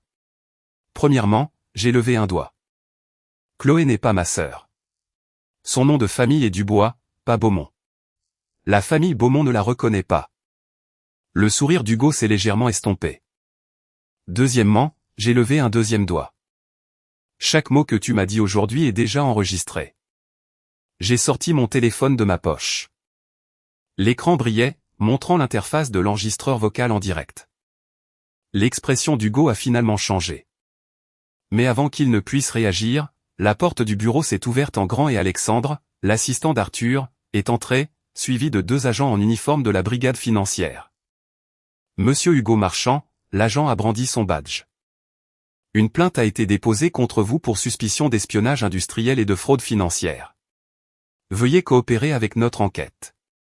Hugo a sauté de sa chaise. Quoi? Alexandre s'est avancé, ouvrant la tablette qu'il tenait dans ses mains. Ce sont vos registres de communication, virements bancaires et journaux d'hôtel avec Chloé Dubois au cours de la dernière année. De plus, Chloé Dubois elle-même est déjà en garde à vue et a pleinement avoué vous avoir divulgué des secrets commerciaux du groupe Blanchard. Chloé arrêté. Le cours des événements était plus rapide qu'il ne l'avait prévu. Donc, pendant que j'étais en route pour Marchand Holdings, Arthur avait déjà envoyé des gens au domaine privé d'Hugo. Chloé n'avait même pas eu le temps de réagir avant que la police ne l'emmène. Elle croyait qu'Hugo la protégerait, mais Hugo ne pouvait même pas se protéger lui-même. Hugo, me suis-je levé. Tout à l'heure, tu as dit que tu m'admirais. Mais tu sais quoi? La dernière chose dont la famille Beaumont a besoin, c'est de l'admiration d'un homme comme toi. Je me suis retourné et me suis dirigé vers la porte. Derrière moi résonnait le rugissement guttural d'Hugo Marchand. Valérie, tu le regretteras. Tu penses que Damien vaut mieux que moi? Tu penses que la famille Beaumont est irréprochable? Ton père a conduit mon père à la mort. Ça suffit. L'affaire de ton père. La voix d'Arthur Beaumont a retenti depuis le seuil. Tu connais toi-même la vérité à ce sujet. Au moment où Hugo Marchand a vu Arthur, les mots se sont figés dans sa gorge. Arthur se tenait sur le seuil dans un costume sombre sur mesure, rayonnant d'autorité sans avoir besoin d'élever la voix. Les entreprises de ton père à l'époque. Il a falsifié les comptes, obtenu frauduleusement des prêts et retardé les paiements aux fournisseurs jusqu'à ce que d'innombrables petites entreprises fassent faillite. Lorsque l'enquête l'a rattrapé, il s'est suicidé par peur du châtiment. Tout cela est dans les dossiers de la police. La voix d'Arthur était absolument calme. Pensais-tu vraiment que changer le nom de l'entreprise en Marchand Holdings effacerait complètement tout? Pensais-tu qu'en déplaçant ta haine sur les épaules de quelqu'un d'autre, ton propre fardeau deviendrait plus léger? Le visage d'Hugo a pris une teinte grisâtre et sans vie. L'agent s'est avancé et lui a passé les menottes. Quand je suis sorti du bâtiment de Marchand Holdings, le ciel s'était complètement assombri. Les lumières de Paris s'allumaient les unes après les autres, et la circulation en contrebas se transformait en une rivière de phares lumineux. Je me suis tenu sur les marches et j'ai pris une profonde inspiration de l'air nocturne. Il ne faisait plus froid. De la nuit dernière à maintenant, 24 heures complètes s'étaient écoulées. Tant de choses s'étaient passées que je n'avais pas eu le temps de tout digérer. Mais en me tenant là, laissant la brise du soir me caresser, sentant l'immensité du ciel nocturne au-dessus de ma tête, j'ai soudain senti quelque chose se fissurer dans ma poitrine. Et à travers cette fissure, la lumière s'est infiltrée. Derrière moi, j'ai entendu des pas précipités. Je me suis retourné et j'ai vu Damien courir vers moi. Il avait l'air absolument détruit, son costume était froissé, sa cravate de travers, ses cheveux en désordre comme un nid d'oiseau, ses yeux injectés de sang, et il avait une ombre de barbe sombre de plusieurs jours sur le menton. J'avais connu cet homme pendant 3 ans, et je ne l'avais jamais vu comme ça. Il s'est arrêté au bas des escaliers et m'a regardé. Ses lèvres ont tremblé et il a dit un nom. Valérie. Je n'ai rien dit. Je l'ai juste regardé. Ils ont arrêté Chloé. La police m'a appelé. Il respirait fortement. Sa voix tremblait. Elle a dit qu'elle était désolée. Et puis, il a dégluti difficilement. Puis elle a dit qu'elle ne m'avait jamais aimé. Que tout ce temps, Hugo lui avait dit de se rapprocher de moi. Quand il a dit ça, ses yeux sont devenus plus rouges. Pas du rouge de la colère, mais du rouge d'un homme sur le point de fondre en larmes. Valérie, j'ai eu tort. Sa voix a finalement commencé à trembler. Pendant toutes ces 3 années, j'ai eu tort sur tout ce sur quoi je pouvais avoir tort. J'ai aimé quelqu'un qui ne le méritait pas. Et j'ai blessé celle qui je suis coupable devant toi, devant notre enfant. Il a monté les escaliers, 1 pas, 2, 3 pas de l'endroit où je me tenais, il s'est arrêté. Il n'osait pas s'approcher plus près. Voudrais-tu me donner une autre chance? J'ai regardé son visage. Ce visage que j'avais aimé pendant 3 longues années, depuis notre nuit de noces où il était ivre sur le lit et où j'avais secrètement tracé la ligne de ses sourcils avec le bout de mon doigt. Et chaque fois que la porte claquait et que je regardais sa silhouette s'estomper par la fenêtre, jusqu'à la nuit dernière où il est descendu de la scène avec un verre de vin rouge et dans ses yeux il n'y avait que du mépris froid. Damien, ai-je dit. Il a levé la tête et une étincelle d'espoir a brillé dans ses yeux. Sais-tu à quoi je pensais hier soir? En me tenant dans cette salle de banquet pendant que tu me jetais du vin rouge au visage. Il a secoué la tête. Je pensais que t'épouser il y a 3 ans était probablement la plus grande erreur de ma vie. L'espoir dans ses yeux s'est brisé. Je ne te déteste plus, ai-je dit. Haïr quelqu'un demande trop d'énergie. 3 ans, c'était suffisant. Quant à recommencer, non. Les souvenirs que tu m'as donnés sont trop douloureux, et je ne veux pas y retourner. Il a sorti une bague de sa poche. C'était la même bague que j'avais jetée par terre la nuit précédente. Il l'avait ramassée. Il l'avait gardée avec lui tout ce temps. Elle est à toi. Je te la rends, a-t-il dit en me la tendant. La bague est à toi. Elle a toujours été à toi. Je n'en veux pas, ai-je dit. Jette-la. Sa main est restée figée dans les airs, serrant la bague. Je me suis retourné et j'ai marché vers le trottoir. La voiture d'Arthur Beaumont attendait déjà là et le chauffeur m'a ouvert la portière arrière. Valérie, a crié Damien par derrière. Je ne me suis pas retourné. La voiture s'est éloignée et s'est fondue dans la circulation. À travers le rétroviseur, je l'ai vu, toujours debout là, tenant la bague comme une statue oubliée sur le bord de la route. Peut-être qu'il regrettait vraiment. Peut-être qu'un jour il serait une meilleure personne. Mais cela n'avait plus rien à voir avec moi. Mon téléphone a vibré. Un SMS d'Arthur. Rentre pour dîner. J'ai tapé un seul mot en réponse. D'accord. J'ai regardé par la fenêtre. La nuit dans cette ville venait de commencer, tout comme ma nouvelle vie. 3 jours plus tard, l'interrogatoire de Chloé a donné des résultats. Ou pour être plus exact, ce n'était pas un interrogatoire. Elle est restée dans la salle d'interrogatoire moins de 2 heures avant de tout avouer. Elle essaie d'obtenir une réduction de peine, a dit Arthur Beaumont, jetant de côté le rapport d'interrogatoire que la police lui avait envoyé. Dommage que ça ne va pas marcher. J'ai pris le dossier et j'ai lu page après page. La confession de Chloé était détaillée. Du jour où sa mère lui a dit la vérité sur ses origines à 13 ans, à la façon dont elle s'est délibérément infiltrée dans la vie de Damien, jusqu'au détail de la façon dont elle et Hugo Marchand ont conspiré pour voler les secrets d'entreprise des Blanchards. Elle avait tout documenté, chaque date, chaque lieu, chaque montant de virement bancaire jusqu'au dernier chiffre.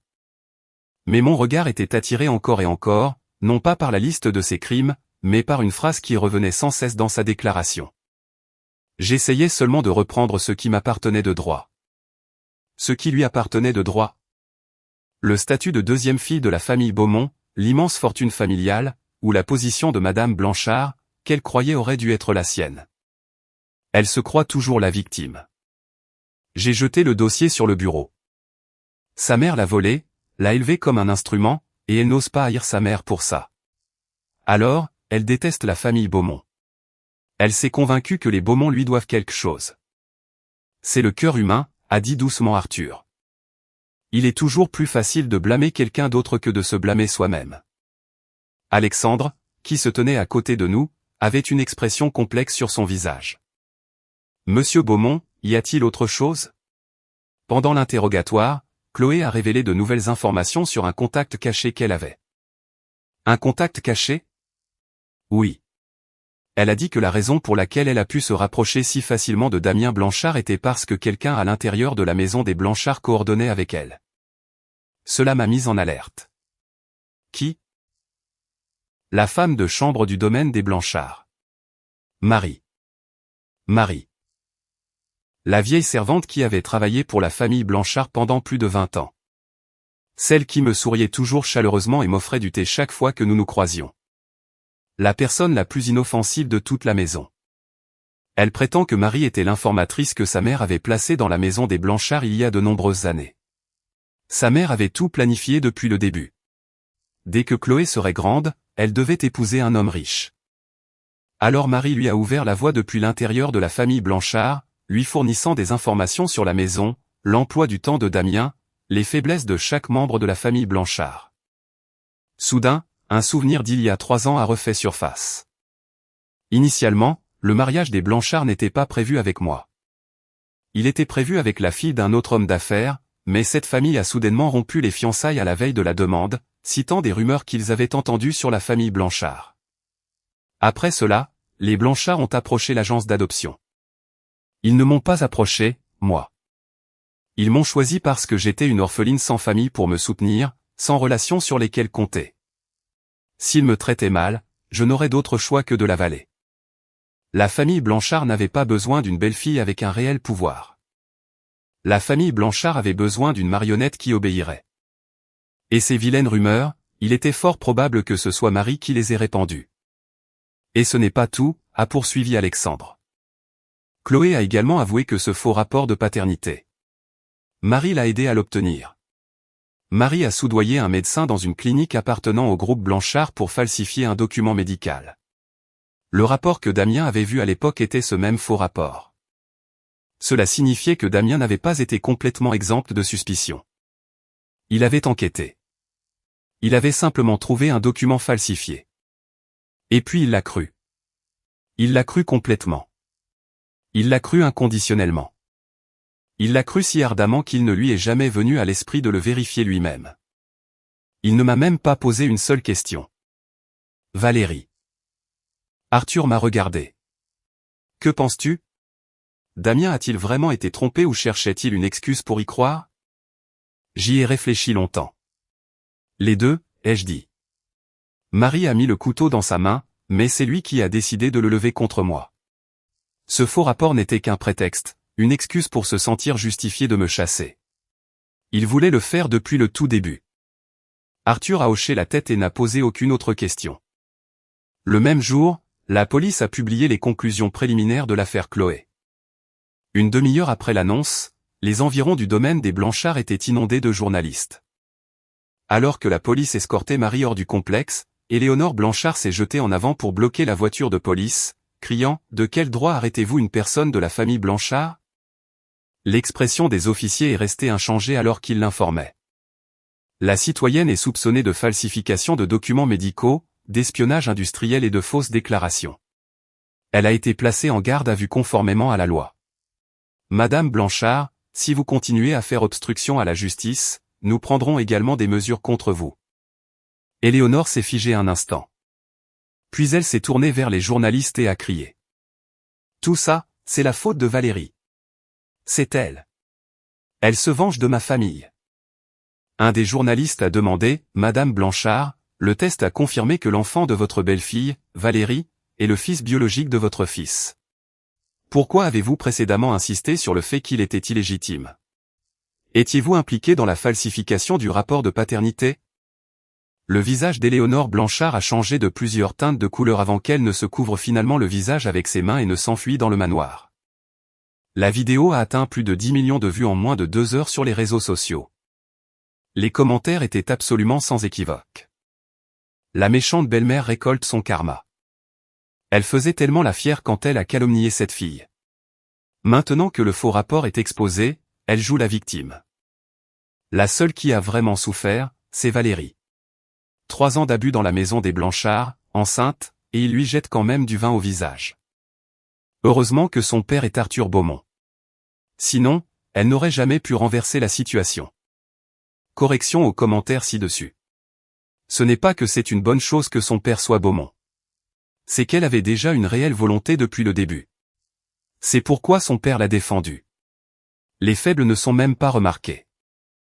J'ai lu les commentaires sans ressentir de réelle satisfaction. Il n'y avait pas non plus de vague d'émotion. Les faibles ne sont même pas remarqués. Cette phrase m'a profondément touché. Je n'avais pas été entièrement passive pendant ces 3 années, au début du mariage. Quand Éléonore m'a traité de porte-malheur, j'en ai parlé une fois à Damien. Il a juste froncé les sourcils et a dit, elle est vieille. Fais avec. Et j'ai fait avec pendant 3 ans. Et elle est passée de me traiter de porte-malheur à femme stérile. Et puis elle a commencé à dire qu'une vagabonde ramassée on ne sait où ne méritait pas de franchir le seuil de la maison des Blanchard. Chaque fois que j'en parlais à Damien, sa réponse était toujours la même.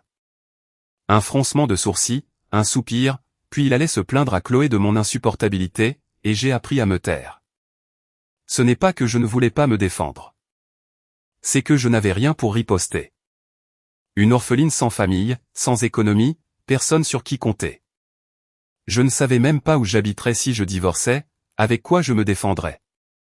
Mais maintenant, tout était différent. Arthur m'a appelé dans son bureau après le dîner. Le bureau était immense. Des bibliothèques tapissaient les 4 murs, remplis d'ouvrages sur les affaires et le droit. Au centre se trouvait un grand bureau en acajou et dessus, un document. Viens voir ça. Je me suis approché et j'ai pris le dossier. C'était un inventaire d'actifs. Les sociétés des entreprises Beaumont, listées de manière dense sur 3 pages complètes. Terrains, tours de bureaux, hôtels, centres commerciaux, ports, mines tout, des projets d'infrastructures de plusieurs centaines de millions aux centres commerciaux phares des grandes villes. Tout en bas, encerclé à l'encre rouge, Beaumont Média. Cette société est spécialisée dans les nouveaux médias et le contenu audio, a dit Arthur. Je suis vieux. Je ne comprends pas ces nouvelles choses, mais je sais que cette industrie a un potentiel énorme en ce moment. Si tu es d'accord, à partir de maintenant, cette division sera à toi. Nouveaux médias et contenu audio. Oui, les trucs que vous, les jeunes, aimez écouter. Les podcasts, les séries audio, les livres audio sur Audible et Spotify. Beaumont Média détient actuellement les droits audio mondiaux de plusieurs centaines d'œuvres originales. Ce qui nous manque, c'est un leader qui comprend vraiment ce domaine. Je n'ai pas répondu tout de suite. À l'université, j'avais étudié la communication audiovisuelle. À l'époque, je ne savais pas encore qui j'étais. Je sentais juste que le son était quelque chose de magique. Il pouvait percer le temps, traverser de vastes distances et pénétrer directement dans le cœur d'une personne. Les moments les plus solitaires de ma vie, je les avais passés à écouter la radio la nuit. L'animateur lisait les lettres des auditeurs avec une émotion si sincère, et je pleurais dans mon lit sous les couvertures. Puis, j'ai épousé Damien. Il a dit, une femme n'a pas besoin de travailler. Elle doit juste rester à la maison et bien se comporter. Je l'ai écouté et en faisant cela, je me suis perdu. J'ai serré, ai-je dit. Arthur a légèrement souri. Tu n'essaieras pas. Tu dois réussir. La famille Beaumont ne soutient pas les paresseux. J'ai souri aussi. C'était la première fois que je souriais en 3 jours. Quand je suis sorti du bureau, la lune s'était levée au centre du jardin. La brise nocturne portait le parfum des fleurs, et de loin venait le bourdonnement étouffé des voitures. La nuit dans cette ville n'était jamais vraiment silencieuse. Mon téléphone a sonné. Un numéro inconnu. J'ai répondu. Et à l'autre bout du fil, la voix d'Éléonore Blanchard. Valérie, n'en as-tu toujours pas assez? Sa voix était méconnaissable, comme si elle avait pleuré pendant longtemps. Madame Blanchard, ai-je dit. Je pense que vous vous êtes trompé de numéro. N'ose pas jouer à l'idiote avec moi. Mon mari a été réadmis aux soins intensifs aujourd'hui. L'entreprise de Damien est sur le point de faire faillite. La banque a saisi le domaine des Blanchard. Es-tu heureuse maintenant? Es-tu satisfaite? Faut-il que tu conduises toute notre famille à la mort avant d'arrêter? Je suis restée silencieuse pendant 3 secondes. Madame Blanchard, quand vous avez présenté ce faux test de paternité et que vous m'avez dit de sortir de la famille Blanchard avec mon enfant bâtard, avez-vous jamais pensé que ce jour viendrait? Elle a bégayé. De l'autre côté de la ligne, il y a eu un bruit étouffé. Je n'ai jamais voulu conduire personne à la mort, ai-je dit. L'entreprise de votre fils a fait faillite parce qu'il l'a mal gérée et a permis aux espions industriels de s'infiltrer. Votre mari est hospitalisé parce que sa santé était déjà défaillante. Les propriétés de votre famille ont été saisies parce que vous deviez de l'argent à la banque. Rien de tout cela n'est de ma faute, et ça ne l'a jamais été. Si vous voulez blâmer quelqu'un, blâmez-vous vous-même. Vous avez élevé un fils merveilleux. Il a hérité de votre snobisme, de votre cruauté, de votre habitude d'abuser des faibles. Mais il n'a jamais appris une chose. Le ciel voit tout. Chaque action a son prix. Sur ces mots, j'ai raccroché. Puis j'ai bloqué le numéro. La brise nocturne a caressé mes joues. Fraîche et douce. J'ai touché mon ventre, qui commençait à s'arrondir légèrement, et j'ai chuchoté doucement. Mon cœur, ai-je dit sans faire de bruit. Maman a été un peu trop dure tout à l'heure. Il n'y a pas eu de réponse de l'intérieur, mais je savais qu'il écoutait. Une semaine plus tard, le procès d'Hugo Marchand et de Chloé a eu lieu. Je n'y ai pas assisté. Arthur ne m'a pas laissé y aller non plus. Il a dit qu'il y avait trop d'yeux qui regardaient et qu'il n'y avait pas besoin de me traîner dans cette boue, mais j'ai regardé les nouvelles. Hugo Marchand, accusé d'espionnage industriel, de fraude financière, de blanchiment d'argent et d'une multitude d'autres crimes, a été condamné à 20 ans de prison fédérale. Tous ses avoirs obtenus illégalement ont été confisqués, et les activités de Marchand Holdings ont été suspendues pour restructuration. Il est resté étonnamment calme dans la salle d'audience. Il a même souri et fait un signe de la main à la caméra. Les médias ont interprété le geste comme un défi, mais que ce soit un défi ou non, la sentence était déjà prononcée. Le cas de Chloé a été jugé séparément. Ses charges étaient plus légères, principalement complicité d'espionnage industriel et falsification de documents médicaux, et elle a écopé de 5 ans. Le juge, tenant compte de sa grossesse, lui a permis de commencer à purger sa peine après l'accouchement. Les nouvelles ont montré Chloé escortée hors de la salle d'audience. Elle portait des vêtements de prison, ses cheveux coupés très courts, son visage cendreux et émacié. Elle avait l'air 10 ans plus vieille. Les journalistes l'ont assaillie, criant des questions pour savoir si elle avait quelque chose à dire.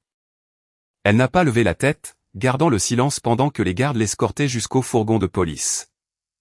Au moment précis où la porte se fermait, elle a regardé directement la caméra. Ce regard, je ne pouvais pas le définir exactement. Était-ce de la haine, du ressentiment, ou s'était-elle finalement résignée à son sort? J'ai éteint la télévision et posé la télécommande sur la table. Arthur était assis à côté de moi, buvant du thé. Il m'a regardé. « Tu te sens mieux maintenant ?»« Pas vraiment, ai-je dit.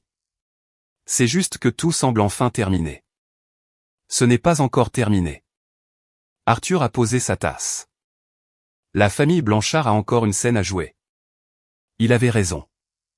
Le lendemain du prononcé de la sentence d'Hugo, le groupe Blanchard a officiellement déposé le bilan. Le projet de la défense a été repris de force par la banque. Le domaine des Blanchard a été mis aux enchères. Tous les actifs au nom des Blanchard ont été gelés et liquidés. Éléonore Blanchard a complètement perdu la tête. Elle s'est présentée au siège des entreprises Beaumont, hurlant et faisant une scène à l'entrée principale jusqu'à ce que la sécurité la fasse sortir physiquement. Puis elle est allée au tribunal des affaires familiales en prétendant vouloir me poursuivre pour mariage frauduleux. Le greffier lui a dit que la procédure de divorce était déjà en cours. Il n'y avait pas de fraude. Puis elle est allée au tribunal pour exiger de me poursuivre pour destruction malveillante de mariage. Le tribunal n'a même pas admis l'affaire.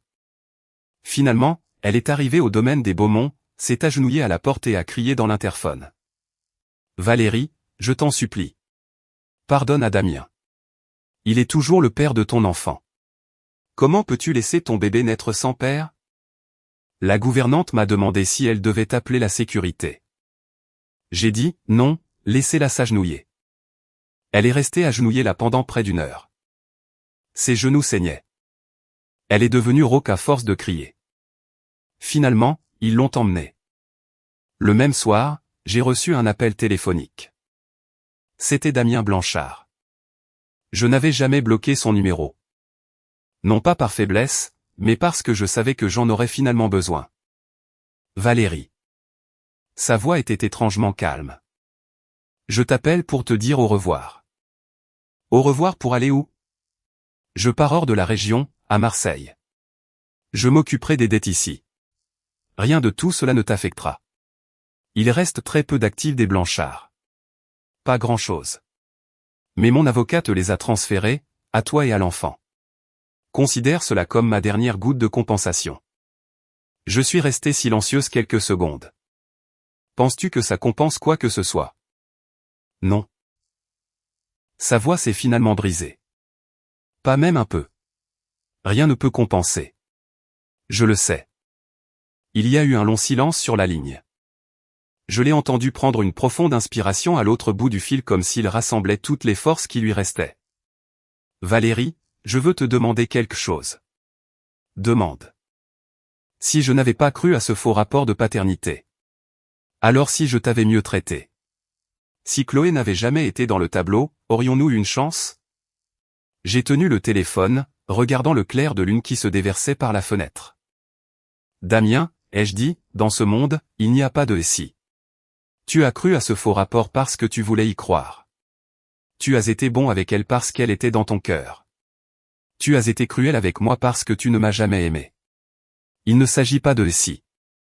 C'était ton choix. Tu l'as fait. Et maintenant tu vis avec les conséquences. C'est très simple. Un rire bas a retenti dans l'écouteur. Un rire amer. Oui, c'est très simple. Il a fait une pause. Valérie, quand l'enfant naîtra, pourrais-tu m'envoyer une photo? Je ne mérite pas d'être son père, mais je veux quand même savoir à quoi il ressemble. On verra. D'accord, a-t-il soupiré. Et puis au revoir. Au revoir. J'ai raccroché. Après cela, je suis resté longtemps près de la fenêtre. Le clair de lune blanchissait les arbres du jardin et une couche de lumière argentée s'étalait sur le sol. J'ai touché mon ventre. J'étais déjà enceinte de 4 mois et ça commençait à se voir. Le médecin avait dit que c'était un garçon. Ton père s'en va, ai-je dit doucement. Ce n'était pas un homme bon, mais il n'était pas non plus entièrement mauvais. Il était juste trop stupide. Oui, le plus grand problème de Damien n'était pas qu'il était méchant, mais qu'il était stupide. Assez stupide pour prendre la prétention pour de la sincérité. Assez stupide pour jeter des perles et garder des yeux de poisson. Assez stupide pour ne connaître le regret qu'après avoir tout perdu. Mais à quoi bon le regret? La chose la plus inutile au monde était le regret. Une semaine plus tard, Damien a pris un vol pour Marseille. Le seul qui est allé le voir partir était le chauffeur, qui était resté à ses côtés pendant de nombreuses années. Éléonore Blanchard n'était pas là. Elle avait passé 7 jours en détention provisoire, faisant l'objet d'une enquête pour falsification de documents médicaux, bien qu'il l'ait finalement libérée faute de preuves. Il lui était interdit de quitter la région. L'état de Richard Blanchard s'était stabilisé, mais il avait été transféré dans un service ordinaire. Il avait l'habitude d'avoir une suite VIP. Maintenant, il partageait une chambre avec 5 autres patients. Éléonore allait à l'hôpital tous les jours pour s'occuper de lui car il ne pouvait plus se permettre une infirmière privée. Un soir, pendant le dîner, Arthur Beaumont m'a soudainement demandé « L'affaire de la famille Blanchard. Penses-tu que c'est terminé ?» J'y ai réfléchi et j'ai secoué la tête. Il y a une question en suspens. Laquelle? Le terrain de la défense. Hugo Marchand est parti. Le groupe Blanchard est en faillite. Ce terrain est maintenant entre les mains de la banque. Mais cette parcelle a été initialement acquise par les Blanchard en utilisant l'investissement de 3 milliards des Beaumont comme garantie. Si personne ne la reprend, les 3 milliards des Beaumont seront considérés comme jetés par les fenêtres. Arthur a posé sa fourchette, me regardant avec une lueur d'amusement dans les yeux. Et alors ? Alors les entreprises Beaumont doivent récupérer ce terrain, ai-je dit. Non pas par un investissement, mais par une acquisition, obtenir la meilleure parcelle au prix le plus bas possible et ensuite la développer nous-mêmes. De cette façon, les entreprises Beaumont récupéreront la majeure partie de leur perte de 3 milliards d'euros, et nous établirons une tête de pont dans le secteur du développement urbain du centre-ville. Arthur a éclaté de rire. Bien, a-t-il dit. Ce terrain, va le négocier. As-tu peur ? J'ai posé ma fourchette et je me suis redressé. Qui a dit que j'avais peur ? 3 mois plus tard, la vente aux enchères du terrain de la Défense a eu lieu dans le plus prestigieux hôtel d'affaires de la ville. L'événement a attiré les 20 principaux promoteurs immobiliers du pays, plus 3 promoteurs étrangers. Tout le monde avait les yeux rivés sur ce morceau de viande juteux. Emplacement idéal, zonage complet, infrastructure développée. Quiconque le prenait était assuré d'un profit certain. Bien sûr, savoir s'il pourrait réellement construire dessus était une autre question.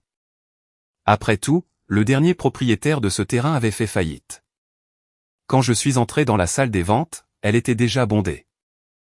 Je portais un tailleur pantalon blanc, les cheveux relevés, des talons de 7 cm, et à mon 7e mois de grossesse, mon ventre était clairement visible, mais cela ne m'a pas empêché de porter la tenue la plus impeccable et de prendre le siège le plus en vue. Arthur Beaumont n'était pas venu. Il a dit, aujourd'hui, c'est ta scène. Tu as déjà prouvé ta valeur chez Beaumont Média. Le moment est venu de montrer ta nouvelle identité. Je lui avais demandé, quelle nouvelle identité, et il m'avait répondu, l'identité de la vice-présidente des entreprises Beaumont. En effet, le mois dernier, le conseil d'administration avait approuvé à l'unanimité ma nomination. Je n'étais plus Madame Blanchard. Je n'étais plus l'orpheline Valérie. Je n'étais pas cette créature pathétique à qui on jetait du vin au visage et qui n'osait pas se défendre. J'étais la vice-présidente des entreprises Beaumont, la PDG de Beaumont Média, l'héritière légitime d'Arthur Beaumont. Le commissaire-priseur est monté sur scène et a annoncé les règles. D'abord, une douzaine de petites parcelles ont été mises aux enchères. Les enchères n'étaient pas intenses. Tout le monde gardait ses munitions pour le lot final. Parcelle A, le cœur du quartier de la Défense. Prix de départ 180 millions d'euros. Enchère minimale de 10 millions d'euros. Les enchères précédentes s'étaient terminées rapidement. Lorsque la parcelle principale est arrivée, toute la salle s'est tendue. L'enchère de départ a été instantanément annoncée, et les plaquettes d'enchères se sont levées les unes après les autres. 185 millions. 200 millions. Le prix a grimpé régulièrement. De moins en moins de plaquettes se levaient, passant de plus de 20 entreprises à une douzaine, puis 7 ou 8 jusqu'à ce qu'il n'en reste que 3 dans la lutte. Je n'avais pas levé ma plaquette une seule fois. L'équipe d'investissement qu'Arthur m'avait assignée était assise de chaque côté de moi, et leurs visages étaient tous tendus. Le directeur des investissements s'est penché vers moi et a chuchoté, « Mademoiselle Valérie, commençons-nous à enchérir maintenant ?» On attend. Le prix a atteint 260 millions d'euros. Finalement, l'une des 3 entreprises restantes a commencé à hésiter. Le rythme a ralenti. Le commissaire-priseur a commencé le compte à rebours. 260 millions une fois. 260 millions 2 fois. 270 millions. J'ai levé ma plaquette. La salle entière s'est tournée vers moi à l'unisson. Certains m'ont reconnu et des chuchotements se sont répandus comme une vague. Même le commissaire-priseur s'est figé une seconde avant de rapidement abattre le marteau. Les entreprises Beaumont enchérissent à 270 millions. Ai-je une autre offre ? Ai-je une autre offre ? Les 3 entreprises concurrentes se sont regardées. Elles savaient exactement de quoi les entreprises Beaumont étaient faites. Si elles se mesuraient à nous pour ce terrain, nous avions le capital pour nous asseoir et les regarder tous tomber. Il valait mieux se retirer du jeu maintenant avec dignité que de se saigner dans une bataille qu'ils ne pouvaient pas gagner. 270 millions une fois. 270 millions 2 fois. 270 millions 3 fois. Adjugé. Le marteau du commissaire-priseur est tombé avec un craquement sec et retentissant. Des applaudissements clairsemés ont parcouru la salle, puis se sont transformés en une vague continue. Je suis resté assise sans bouger et j'ai simplement posé soigneusement la plaquette sur la table. Ce terrain nous était revenu. Autrefois, la famille Blanchard avait obtenu cette parcelle en utilisant les 3 milliards des Beaumont comme garantie. Aujourd'hui, je l'avais racheté au nom des entreprises Beaumont pour le prix dérisoire de 270 millions d'euros. Au final, les entreprises Beaumont n'ont pas perdu un seul centime. En fait, à long terme, nous réaliserions des bénéfices de plusieurs millions de dollars, et c'était sans même compter les actifs de premier ordre libérés après l'effondrement du groupe Blanchard. Mon directeur des investissements s'est penché et a baissé la voix. Mademoiselle Valérie, félicitations. La valeur marchande de ce terrain, selon des estimations prudentes, dépasse 500 millions d'euros. Nous l'avons pratiquement volé. J'ai hoché la tête. Bon travail, l'équipe. Bon travail. Quand je suis sorti de la salle des ventes, l'entrée était bondée de journalistes. Les flashs des appareils photo crépitaient dans un barrage incessant. Des microphones étaient pointés sur mon visage. Mademoiselle Valérie, en tant que nouvelle vice-présidente des entreprises Beaumont, vous avez fait votre premier grand pas en obtenant une parcelle centrale du centre-ville. Comment vous sentez-vous en ce moment? Il y a des rumeurs selon lesquelles le précédent propriétaire de ce terrain était votre ex-mari, Monsieur Damien Blanchard. Des motifs personnels ont-ils influencé l'enchère d'aujourd'hui? Mademoiselle Valérie, vous êtes enceinte de 7 mois et pourtant vous avez personnellement assisté à la vente aux enchères. Est-ce parce que vous accordez une importance particulière à cette acquisition? Je me suis arrêté et j'ai souri aux caméras. Je me sens très bien. Il n'y a aucun facteur personnel. Quant à la grossesse, c'est une affaire dont mon fils héritera un jour. J'ai décidé que je devais la gagner moi-même pour lui. Le soir même, ces mots étaient en tête de tous les sujets tendance en ligne. Cette nuit-là, en rentrant au domaine des Beaumont, Arthur a en fait ouvert une bouteille de champagne. Il m'a versé un petit verre et un généreux pour lui-même. Bien joué, a-t-il trinqué, levant son verre. Tu as réalisé des chiffres incroyables aujourd'hui, et ton timing à la fin était impeccable. J'ai appris de vous. J'ai entrechoqué mon verre contre le sien. Il y a des années, au foyer, le gamin qui avait le plus de nourriture n'était pas le plus fort, mais celui qui calculait le mieux le moment de frapper. Le regard d'Arthur s'est assombri un instant. Valérie, ces jours au foyer c'était très dur. Ça allait. J'ai pris une minuscule gorgée de champagne. C'est du passé. C'est du passé. Ces mots sonnaient si facilement, mais seul moi savais à quel point ils étaient vraiment lourds. Les nuits où je m'endormais le ventre vide. Les jours où on se moquait de moi parce que je n'avais pas de parents. Les jours où j'étais piétiné dans la boue chez les Blanchard. Tout était du passé. Mon téléphone a vibré. Un message vidéo d'un numéro inconnu. Je l'ai ouvert. La vidéo a été tournée avec un téléphone et la qualité était un peu granuleuse. À l'écran se trouvait Damien, vêtu d'un uniforme de travail gris, debout à l'entrée d'un chantier de construction, enregistrant les voitures qui entraient et sortaient. Ses cheveux étaient très courts. Il avait beaucoup maigri. Sa peau était bronzée jusqu'au brun foncé. Une vieille connaissance l'avait filmé en Floride. Le message disait « Valérie, devine qui j'ai vu à Marseille ? Ton ex-mari travaille comme agent de sécurité sur le chantier de l'entreprise du père de mon ami. Oh mon Dieu, l'intouchable PDG des Blanchard d'autrefois. » J'ai regardé Damien à l'écran. Il a baissé la tête pour écrire quelque chose sur le presse-papier, puis a levé les yeux et a fait signe à un camion d'entrée. Ses mouvements étaient énergiques. L'expression sur son visage était calme. Pas de ressentiment, juste un homme normal faisant un travail normal. À la fin de la vidéo, la caméra a balayé un restaurant espagnol de l'autre côté de la rue du chantier de construction. Au-dessus de l'entrée était suspendue une bannière, grande ouverture, moins 20% sur tout. Partenaire traiteur officiel des projets des entreprises Beaumont. Un projet des entreprises Beaumont. Les canaux publicitaires à l'étranger de Beaumont Média, la sous-marque du groupe de restaurants Beaumont. J'ai éteint mon téléphone et j'ai posé ma main sur mon ventre bombé. Mon cœur, ai-je dit sans faire de bruit. Ton père va bien. Il n'est pas mort. Il n'est pas allé en prison. Il ne s'est pas transformé en monstre. Il est juste devenu une personne normale. Ce qu'il nous doit, il ne pourra jamais le rembourser dans cette vie. Mais s'il y a vraiment une autre vie, peut-être qu'alors il apprendra à être un bon père. Même si je n'avais aucune intention de le laisser faire un seul pas de plus vers nous. Arthur Beaumont a posé son verre et a regardé par la fenêtre. La lune cette nuit était pleine. Le disque d'argent était suspendu au-dessus du centre du jardin, couvrant tout le domaine d'une lueur semblable à du givre. Le nom que ta mère t'a donné, a dit Arthur. Valérie vient du latin valère, qui signifie celle qui est valeureuse et forte, celle qui a du courage. Pour elle, la signification était que tu aurais une volonté inébranlable, comme si tu étais forgé dans l'acier, capable de supporter n'importe quel polissage, n'importe quel coup du destin. Et à la fin de forger ton propre destin. Et tu n'as pas déçu ce nom. Je n'ai pas répondu.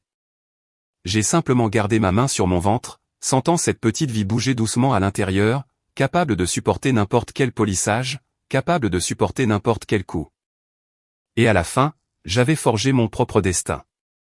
Dehors, la lune pleine et brillante était suspendue, Paris s'étendait en dessous, scintillant de milliers de lumières. Quelqu'un venait de finir de travailler tard, se frottant les épaules endolories. Quelqu'un réchauffait les restes du dîner dans la cuisine. Quelqu'un attendait à l'arrêt de bus de nuit le dernier trajet pour rentrer chez soi. Chacun d'eux avait sa propre histoire et ils marchaient sous le même clair de lune. Et mon histoire, j'avais enfin tourné la page sur son chapitre le plus sombre. Ce que demain apporterait, je ne le savais pas. Mais je savais une chose. Je n'avais plus peur. Et je suppose que c'est ce que l'on ressent quand on est libre.